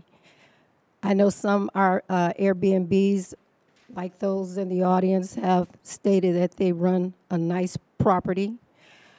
I have noticed in the last 3 weeks that the people that own that house went over there and did sidewalk work without a permit. After the city came and posted on the door that they were not to pour sidewalks, they went ahead and did it anyway. So I am not in favor of this ordinance as amended because I see that people do what they want to do anyway. They don't care what you got on the books. They don't care what kind of ordinance you have. They want to do what they want to do, and they want to make the money. So my vote is no. Turner. Aye. Donnerworth. Aye. Florian. No. Motion passed. Madam Clerk. On to item D, E, and F. So the first one we will hear, and if that doesn't pass, we don't have to hear the other two, right? Alternately, Mayor, you could ask for them to be considered as omnibus. Okay. Can I have a first and a second for omnibus on those? I so moved. Second. Okay, so Alderman Bolton, second by Alderman Guzman. So those three will be heard together. Okay, and then the vote taken. Item D, an ordinance approving the preliminary and final plat of subdivision, creating a new parcel north of 800 South North Point Boulevard. Item E, an ordinance approving a map amendment for a newly created lot adjacent to 800 South North Point Boulevard, rezoning from R-LI to Research and Light Industry to B2, community shopping. Item F, an ordinance approving a variance from the perimeter landscaping buffer requirements of section 12.2-1.2-D of the Waukegan zoning ordinance, a 5-foot landscape front yard setback at the newly created lot adjacent to 800 South North Point Boulevard. Any questions to any of those motions? Okay, roll call, please, Madam Clerk. Oh, I'm sorry, Alderman Hayes. Okay, a couple points. Thanks, everyone, for coming tonight. I've spoken about this at length at prior meetings. I'll do my best to keep it short. I'd like to thank the Chick-fil-A representative for being here. If you flew up, I appreciate the gesture and the effort. A couple comments that were made by the developer or the proposed development side. I've never heard anyone say that there is limited development opportunity in Waukegan. This is the first time I've ever heard that. There is not limited development opportunity. It's just limited to what the criteria that you guys want. And I understand that. You're running a business and you want frontage and you want certain things to maximize your business, maximize your revenue, and as a result, maximize your profits. I don't think that we should be catering to you maximizing your profits, but I'll get to that in a second. It says that someone had mentioned, I think this was mentioned twice, that this was the only parcel that you guys had your quote-unquote sights set on. But then there were comments made about other restrictive covenants on other properties. I've spoken with individuals who have confirmed that there were no discussions with any other property owners. Chick-fil-A did not look at any other properties in the properly zoned area, the entertainment district across the street, or the community shopping district. They want it one way, and I respect that, and it's either their way or it's no way at all. They're not going to do it. Now, if I know anything about this city council, they do not take kindly to people coming in and say, you're either going to do it my way or we're not going to do it at all. People have their own opinions. They want to look out for people in their ward, and they want to have a say in the way something might go down. And to have someone come in and say, you need us more than we need you, is a little bit shocking to me. And that's effectively what we're getting. That's the messaging. And not only that, not only do they think that they need us more than we need them, or we need them more than they need us, it is telling that they're not willing to go across the street where we have told Starbucks, Big Ed's, Hunan Hibachi Buffet, Denny's, Anastasia's, Raising Cane's, Culver's, Chili's, Chipotle, Mod Pizza, Tropical Smoothie Cafe, McDonald's, and Potbelly that they all have to do business in the shopping district. Why are we now going to bend to the will of Chick-fil-A and say, oh no, you can have the competitive advantage. Hey, let's carve out a separate parcel of property. Let's cut down 100-year-old trees, and let's let you put up a restaurant. Let's give you the advantage over all of these other players that had to play by the rules that we set forth. Why do we set those rules forth? For uniformity, for consistency. You heard it tonight. That's what businesses want. They want to know their downside. They want to mitigate their risk. If businesses are coming to a city where the city council is going to pull the rug out from under them, the minute they see a bright, shiny object like a new fast food restaurant, then people aren't going to invest here. If they don't see us supporting the businesses that have already invested here with hundreds of employees, $150 million plus in additions to our economy, they're growing. They've already invested here. They've put their trust in us. Why aren't we going to support them? I think that'd be a real shame, and that would be telling for anybody else that we're trying to court to come to Waukegan. So that's one point. The consistency and the uniformity, I think that we've demonstrated tonight that we're willing to just kind of change things on the fly. But I think the best thing that we can do in this scenario is to rely on the laws that we passed and the zoning mandates that we implemented and trust that that was the right decision. I've said before, I'll say this again, we have become a city of carve-outs and exceptions. Yes, we have these rules, but there's an exception to every rule. Oh, let's see what we can carve out. We start to hollow out these ordinances, and we erode the integrity associated with the ordinance, the integrity of the city council, and our own credibility. So by carving out this parcel of land for one operator when we have forced all the other operators to go across the street, I think it kind of makes us look foolish. We don't have, unfortunately, $100 million businesses knocking down our door to set up shop in Waukegan. I wish that we did, but we don't. I think we just have to hold on to the ones that we have. And by doing that, I think we demonstrate to any potential businesses that this is a good place to set up shop. I think we have to support those businesses. And again, I want to say that I think it's really telling that Chick-fil-A didn't look at any other spots. Big Ed's is, as Mr. Ruxtala said, Big Ed's is moving elsewhere. They're growing. That's really exciting. That spot's potentially available. There are spots next to the hotel. There are spots within Fountain Square. And if I'm not mistaken, we have a rather decrepit Ramada Inn that's on its way down, where you could potentially build the world's largest Chick-fil-A. That's right on Green Bay Road. That is frontage. That is one heck of an opportunity. And I, for one, would be willing to advance some sort of incentive to get somebody to build there. Lastly, I just want to say one last thing. Thank you, everyone, for letting me be so long-winded. It's nice that everyone came to the city council meetings. I appreciate both sides for coming, for telling us what your plans are, and for doing it in a professional way. I always just appreciate the professionalism of certain groups when they come to present before us.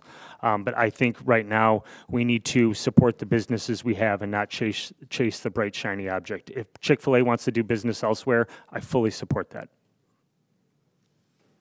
Okay. Mayor, can I? Yes. Thank you. I 100% agree with what Alderman Hayes just said, and I just want to point out that in the past, this council has, wanted aldermen to support a specific project in their ward or vote against a specific project in their ward, such as, stop signs, C1 licenses, whatever it may be.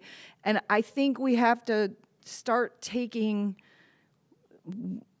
what the alderman of the ward, like Alderman Felix, wants that stop sign, whether whether it makes sense or not. He wanted that. Well, he got the support for that. So I think we need to start paying attention to what the alderman of the ward wants. And in this case, this is a big deal. And as he said, people have presented both sides very professionally, but there's an unfair advantage being asked of, and there's also existing businesses that are begging us not to do this. So I think it behooves us to listen to what our community is saying. Any other questions? Okay. Roll call, please, Madam Clerk. Alderman Hayes. No. Bolton. Aye. Guzman. Aye. Martinez. No. Felix. Aye. Newsom. Nay. Turner. Aye. Donnerworth. Aye. Florian. No. 5 yeses. Item G, can I have a first and a second? So move. I'll make the first. Okay, Alderman Turner, second. Mayor, is there any way we can omnibus all these except for the Can we liquor wait till the license ones? crowd clears, Mayor? We didn't decide to omnibus, so we're doing them all individually. Okay. Mayor, can we wait till the crowd clears? It's very noisy. Okay.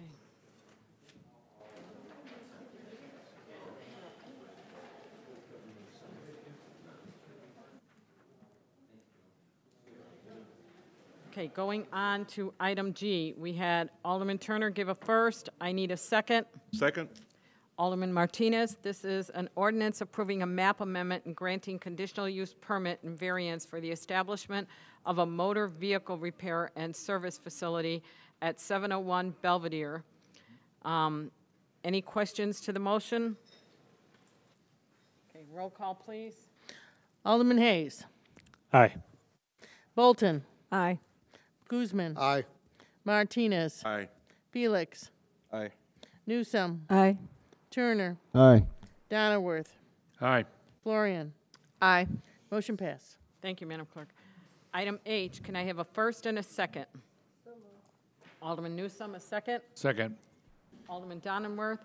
This is a resolution authorizing an amendment to the customer service agreement with Motorola Solutions, Inc. for two-way radio equipment in the amount not to exceed $1,314,533.64. Any questions to the motion? Roll call, please. Alderman Hayes. Aye. Bolton. Aye. Guzman. Aye. Martinez. Aye. Felix. Aye. Newsome. Aye. Turner. Aye. Donnerworth. Aye. Florian. Aye. Motion passed. Thank you, Madam Clerk. Can I have a first and a second to item I? So moved. Okay, so I had, who was it? Alderman Florian, and who was the second? Alderman Newsome, I'm sorry.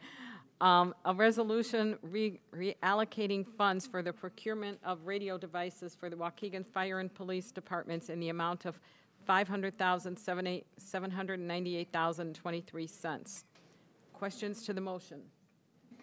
Roll call, please. Alderman Hayes. Aye. Bolton. Aye. Guzman. Aye. Martinez. Aye. Felix. Aye. Newsome. Aye. Turner. Aye. Donnerworth. Aye. Florian. Aye. Motion passed. Thank you, Madam Clerk. Item J, can I have a first and a second? First. That was Alderman Donnerworth. The Second. was Alderman Guzman. And that is a resolution approving the award of the window replacement bid at Fire Station Number 2 to the lowest responsible bidder, All American Exterior Solutions, in an amount not to exceed $48,100. Any questions to the motion? Roll call, please, Madam. Alderman Hayes. Aye.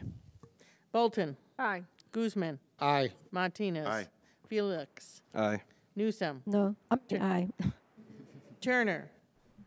Aye. Donnerworth. Aye. Florian. Aye. Motion passed. Thank you, Madam Clerk. Item K, can I have a first and a second? So move. Alderman Guzman, Second. Alderman Newsome. This is a resolution approving an agreement with Robinson Engineering per Section 2-458, professional services for the design engineering services for lead service line replacements for a not-to-exceed amount of $120,000. Any questions to the motion? Yes, ma'am, I do. Okay. Alderman Turner? I'm not quite clear. Maybe it just went past me, but why is it that we're re-engaging Robinson? They had the contract previously, didn't they? And we brought them in for a peer review. So I'm not understanding why we need to do another contract. Because every time you go out for lead lines, it's a different contract. So I'll have our engineer talk about it, but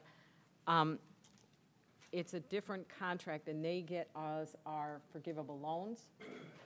So that's part of it. So did this go out to bid then, or no? No new contract, but no bid.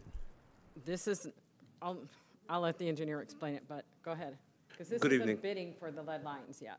Good evening, Council. Correct. This is a professional services agreement with Robinson Engineering. They have provided good services to us in the past to advance our lead service line removal process.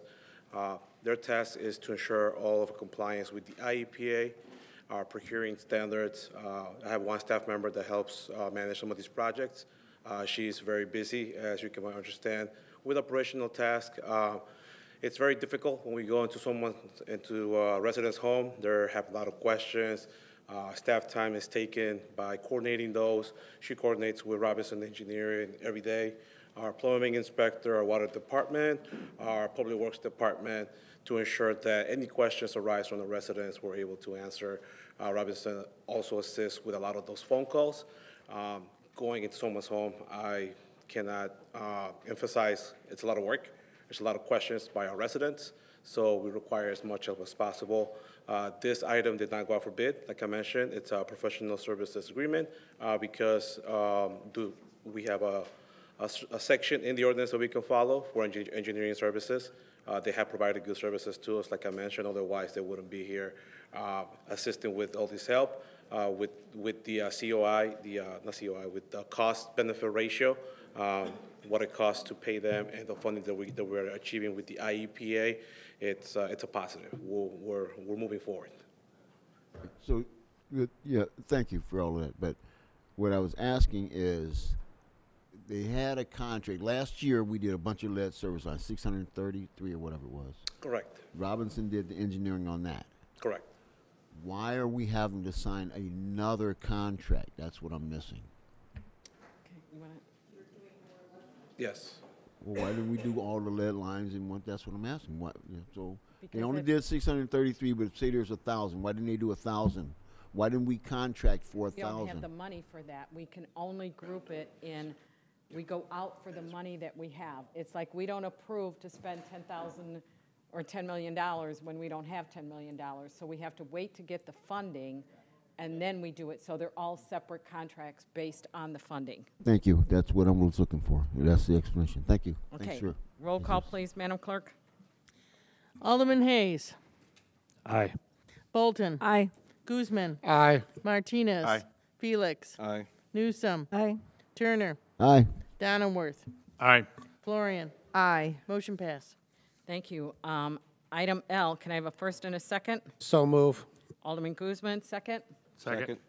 Alderman Donenworth. This is a resolution approving an agreement with Robinson Engineering for a plan preparation for lead service line replacements per section 2-458. Again, professional services for a not-to-exceed amount of $75,000. Any questions to the motion? I'm sorry, who was first? I was. Yeah, Madam Alderman Clerk. Guzman, and second was Alderman Donenworth. Thank you. Okay. There being no questions to the motion, roll call, please. Alderman Hayes. Aye. Bolton. Aye. Guzman. Aye. Martinez. Aye. Felix. Aye. Newsom. Aye. Turner. Aye. Donenworth. Aye. Florian. Aye. Motion passed, ma'am. Thank you, Madam Clerk. Item M, can I have a first and a second? Was this held over? I'm sorry to interrupt you, Mayor. One of them was held over. That's the one. Okay.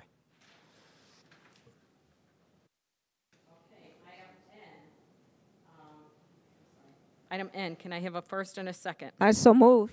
Alderman Bolton, second was Alderman Felix. An ordinance creating a Class C retail package sales liquor license for Visuit, is that how you say it? Inc., DBA Tobacco Shop located at 438th North Green Bay.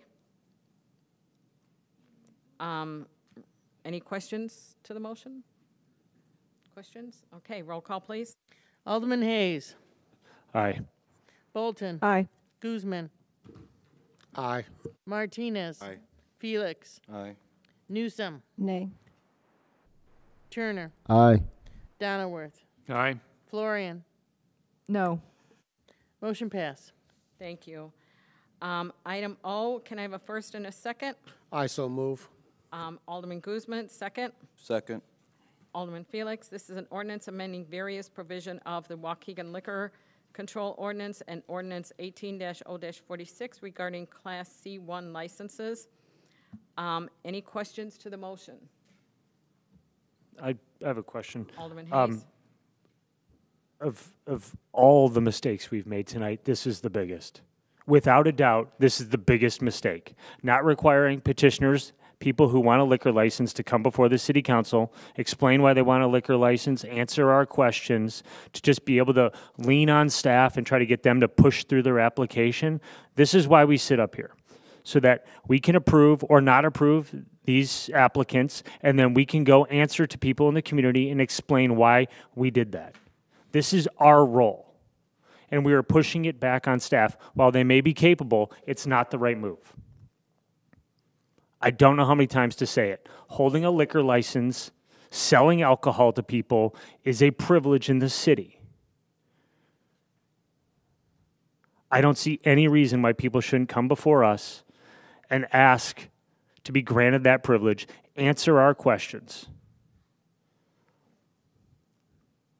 The first ward, man, we get a lot of people who come in here and they talk about all the problems with the liquor stores in the first ward, but the first ward supports just being able to pass through a liquor license without ever having to come through council.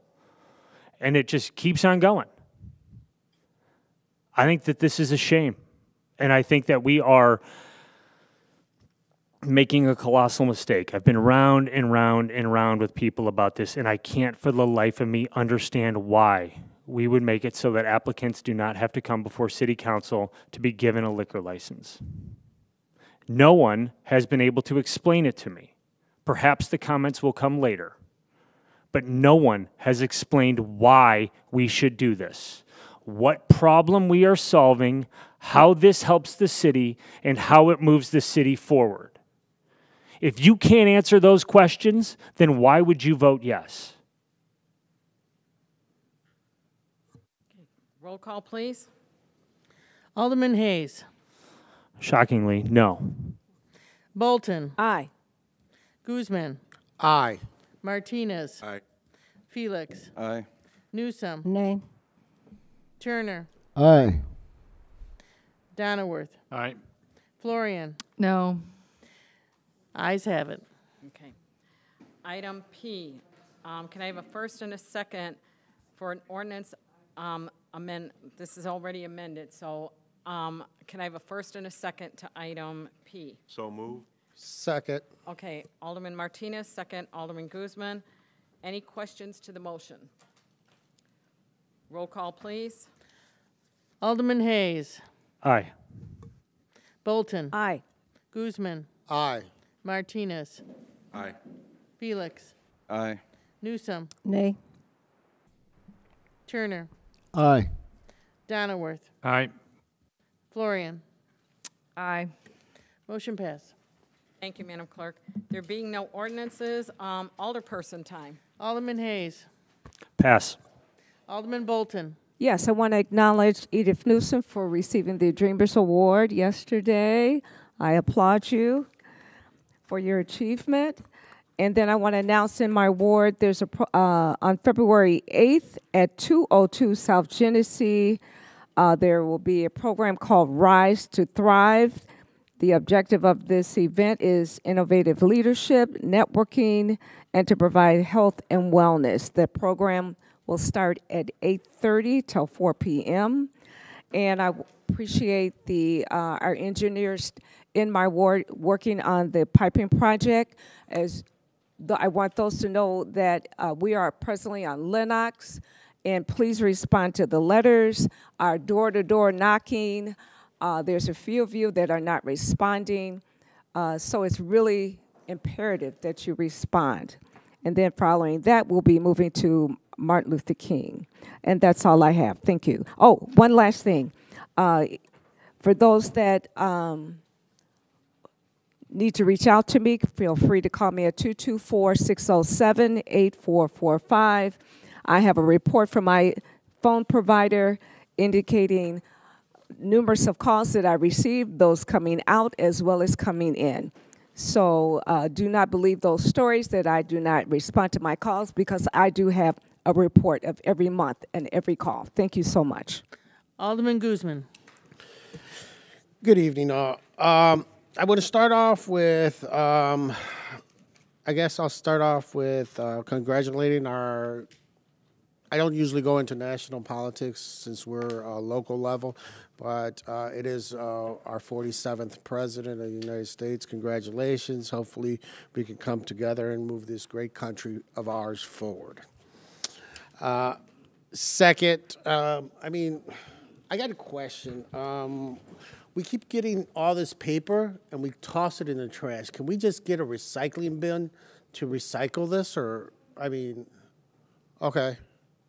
Okay. I didn't know that until now. Thank you, Alderman Floyd, for letting me know, because I kept tossing it. I was like, I don't like this.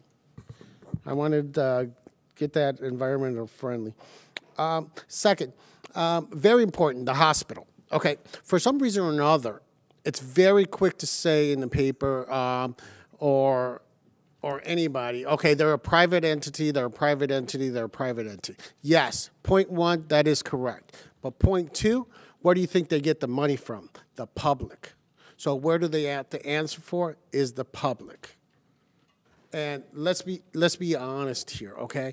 My daughter went to the hospital there, what was it, last week or the following week? Got diagnosed with diverticulosis. I don't know what that means. It's pockets in your intestines, okay? She was there 4 hours, 4 hours. Other people were there even longer. I grabbed her. I said, we're going to Lake Forest. She was there 45 minutes, and they brought her in right away because that is very, very painful, okay? That's what this hospital has to offer. So do I think if we're going to be funding all this hospital stuff, absolutely not. I think the state should take it, maybe make it a county hospital or something like that, but either this gets fixed or they move on and stop saying you're a public entity when you mess up, but you want public funding, okay? And you must answer to the taxpayer if you're gonna accept or plead for public funding. Okay, next. Earlier today, Alderman Felix asked Don Schultz to come up 3 times. Did not come up 1 time. Since he's not there, Chief, can you please come up here for a second? I'm going to put you on the spot real quick. No. Chief Bridges, sorry.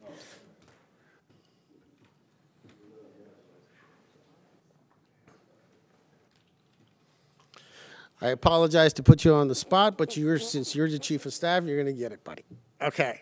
So he asked him 3 times to come up here. He didn't come up 1 time until Corporation Counsel asked him to come up here, and then he come up here.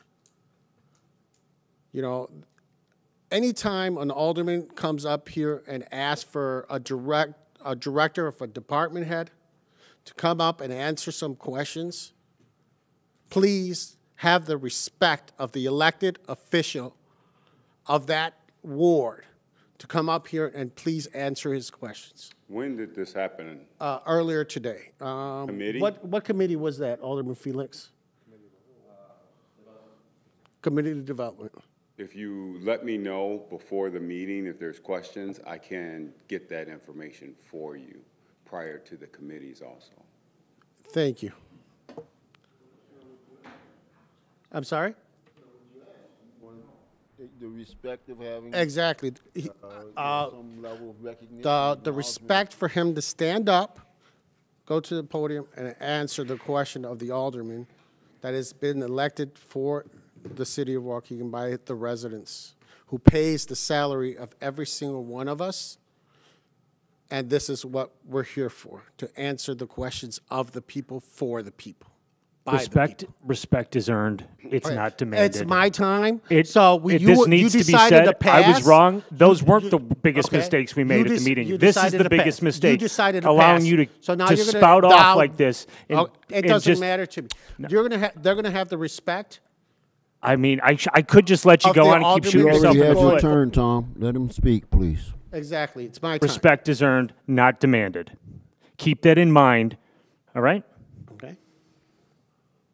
So that's, if we could have a talking about that, and please understand that this is what we're here for. Okay? Thank you, sir. I apologize to put you on the spot, sir. you do a phenomenal job on my part. Lastly, it's still getting dark outside. It's very cold. Let's check on your neighbors, the kids that are coming out from the school bus. Watch out for those red lights that are blinking. Don't go around them. It's pace bus.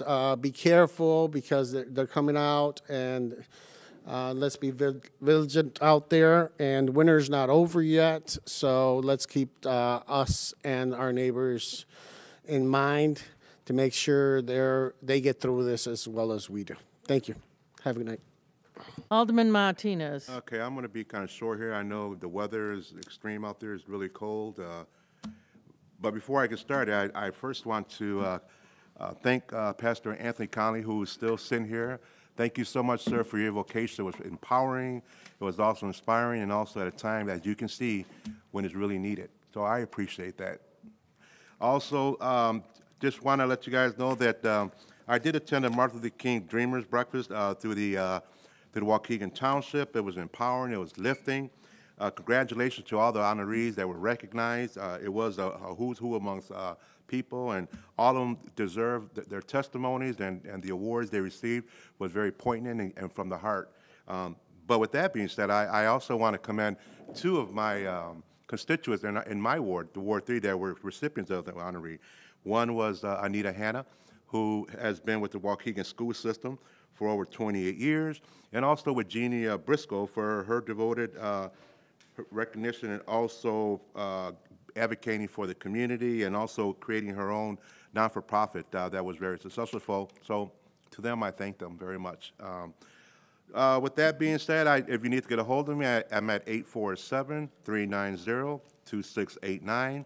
Again, I ask my constituents to be safe, be mindful, and more than ever, let's all be a good neighbor. Thank you and good night. Alderman Felix. Thank you. First thing I want to say is that I do not take anything personal. You know, whether Don came up or not, I didn't take that personal at all, because it is uncomfortable for us to ask, you know, for our staff to come out, because, you know, I'm proposing something, someone is going, you know, asking questions that might oppose it, so it could be uncomfortable. So, you know, I have a lot of respect for our staff. I never had issues with Chief Bridges, Don, anyone. So for them, I will say I don't take anything personal. I am thankful for all the help that everyone provides for me. So, you know, it is not easy. Everything that passed today was not easy. You know, it is really uncomfortable, like a lot of uncomfortable moments. But, you know, if I say nothing, then I'm okay with it. And I'm not okay with a lot of things. And this is why I got elected. And I'm going to do my job, whether it be uncomfortable or not. I did also attend the Dreamers Breakfast. And it's a good motivating thing. You know, they say one thing that stuck out with me was that people sometimes have the ability to open the opportunity for people, in this case businesses, individuals, having the will to put themselves out there and have Airbnbs, you know, wanting to approach us to help our city move forward. So that's what I will strive to do. I want to open the opportunity for people. We're not people police. I believe in people. We have to give an opportunity to grow, and that's my main thing. As long as everyone is doing the right thing. If there's no permits, no license, I'm there to make sure you are getting them. And there's examples of it in my ward. But then again, you know, I'm not here to stop anyone. We need to give each other the ability to fix our issues, come together, and move forward. So, although I'm there to make sure that also, you know, if someone is in my ward doing things illegally, doing construction, I'm there to make sure that if I find out about it, they're going to get the tickets. And that part is not easy. You have to follow up. You have to do a lot of things. So to say what I really want to say is that I don't take anything personal. Thank you guys for my colleagues for supporting these things. What we're trying to do is foster economy in our city that needs it very much, especially in my ward. I know my ward needs help, and that's why I'm advocating for my ward. So yeah, I do want to mention the whole neighborly thing. If you guys see something, if there's an Airbnb that didn't, got illegal work done, this is why we have the permit now. Should they be allowed to have this permit after finding out these things? Or how about, you know what, until you get things fixed, you pay your dues. Again, we're not here to stop people, but make sure you're in the right order. I do want to say congratulations to Eden Newsom, our alderman here, that got recognized in the for the Dreamers Award. It's great to see our colleagues being recognized for something amazing in front of a lot of peers. So that was really great to see. To what Alderman Guzman said, we have a new president in. There's a lot of people worried of what's going to happen in our community. But as far as, again, this is uncomfortable to say. Not a lot of people will say it, right? But we are here for our community. We're here for our residents.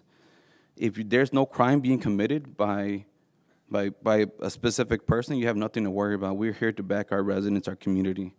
You can feel safe.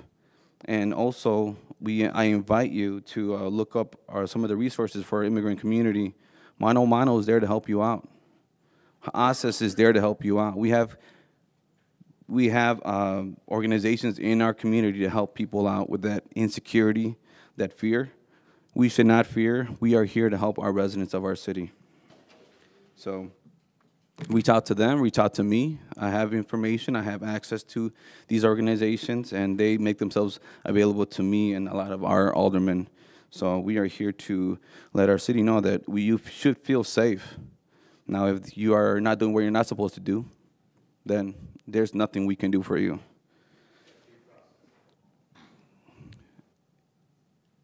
That's all I have to say. Thank you.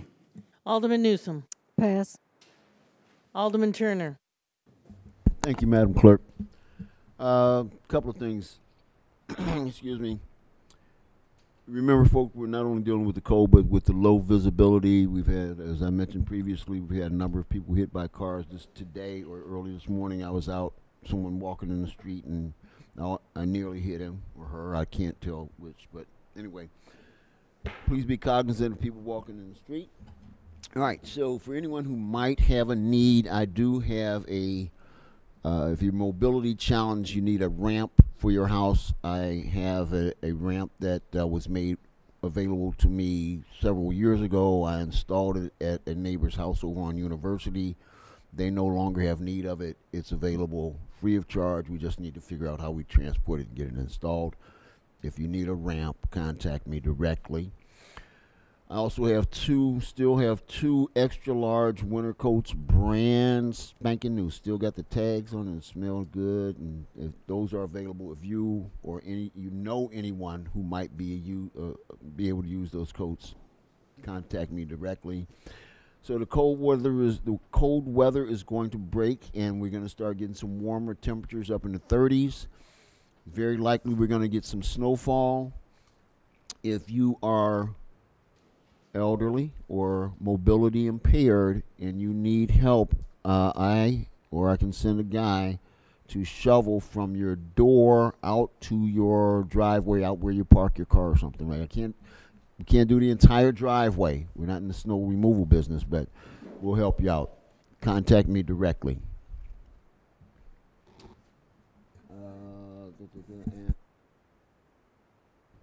Can't read my own writing. Lastly, a question, and I don't know, maybe you know, I've heard a rumor, one person mentioned to me recently that the PADS admin building on Grand is going to relocate. Is there any truth to that? You heard anything, Noel? Maybe you can answer. No? Anybody?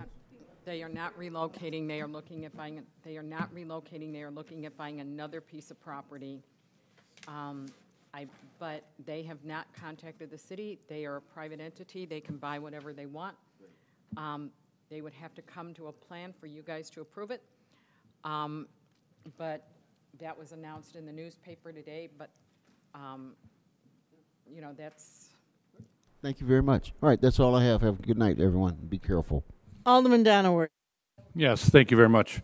As usual, I like to thank city staff who I talk to every day, the police chief, the fire chief, and everybody on the road, and you try to keep everyone safe. I was just made aware of that the retired police officers who were medically retired, a new law came into effect January 2024 in reference to their insurance. And I was made aware of that, and I called Daphne Hannah Brooks, who's your new director of HR, and I was so impressed by her. She took the reins. We talked about it. She knew exactly what I was talking about. I mentioned it to two of the guys that I had spoken to before I gave her a call, retired guys, and she was able to jump right on it. And then she also said that she will find every single one of these guys that is medically retired and offer them the insurance of their choice, and it's also free. It's paid for by the city. So she went above and beyond my expectations, and like I told her, I said everybody appreciates her, and the two officers that I was speaking with, you know, earlier, they also want to thank her also. And then just stay safe. It's cold out there. Alderman Florian. Thank you, Madam Clerk. I'll be brief. I just have a couple things. I want to congratulate Principal Daniel Hill. He was chosen as Principal of the Year. He's, I believe, the principal at the West Campus. I want to offer my condolences to the people in California for what they're going through with their fires. I want to read a short quote here from Peter Kalmus in the New York Times. He said, "My paradise is gone. I spent 14 years in Altadena, an ideal area where parrots squawked and avocados grew in our backyard. But the heat waves and wildfires grew steadily worse. And as a climate scientist, I saw disaster looming, and I moved my family away 2 years ago. Now it's all ash. The home where my wife and I raised our children, the local hardware store, the favorite coffee shop. It's worse than I've ever imagined. But no place is truly safe anymore," he continues. "As the planet gets hotter, such climate disasters will get more frequent and more intense. And we must face the fact that no one is coming to save us." So, as I usually try to encourage us up here to do anything and everything we can as far as the climate is concerned, I just wanted to reiterate that with that quote. And then lastly, I'm going to get a little personal. I've spent the last 5 days mostly at the hospital with my husband. He has been having chest pain for a year and failed to tell me that. He had 4 arteries blocked in his heart. Luckily, I was with him Thursday when he had his heart attack, and I was able to get him to the ER in time.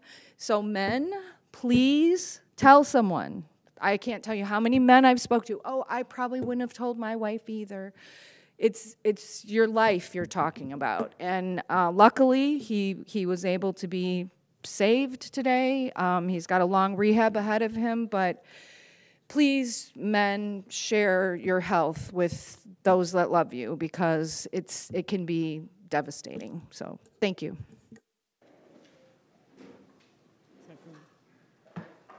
That concludes alderperson time. Can I have a motion to adjourn?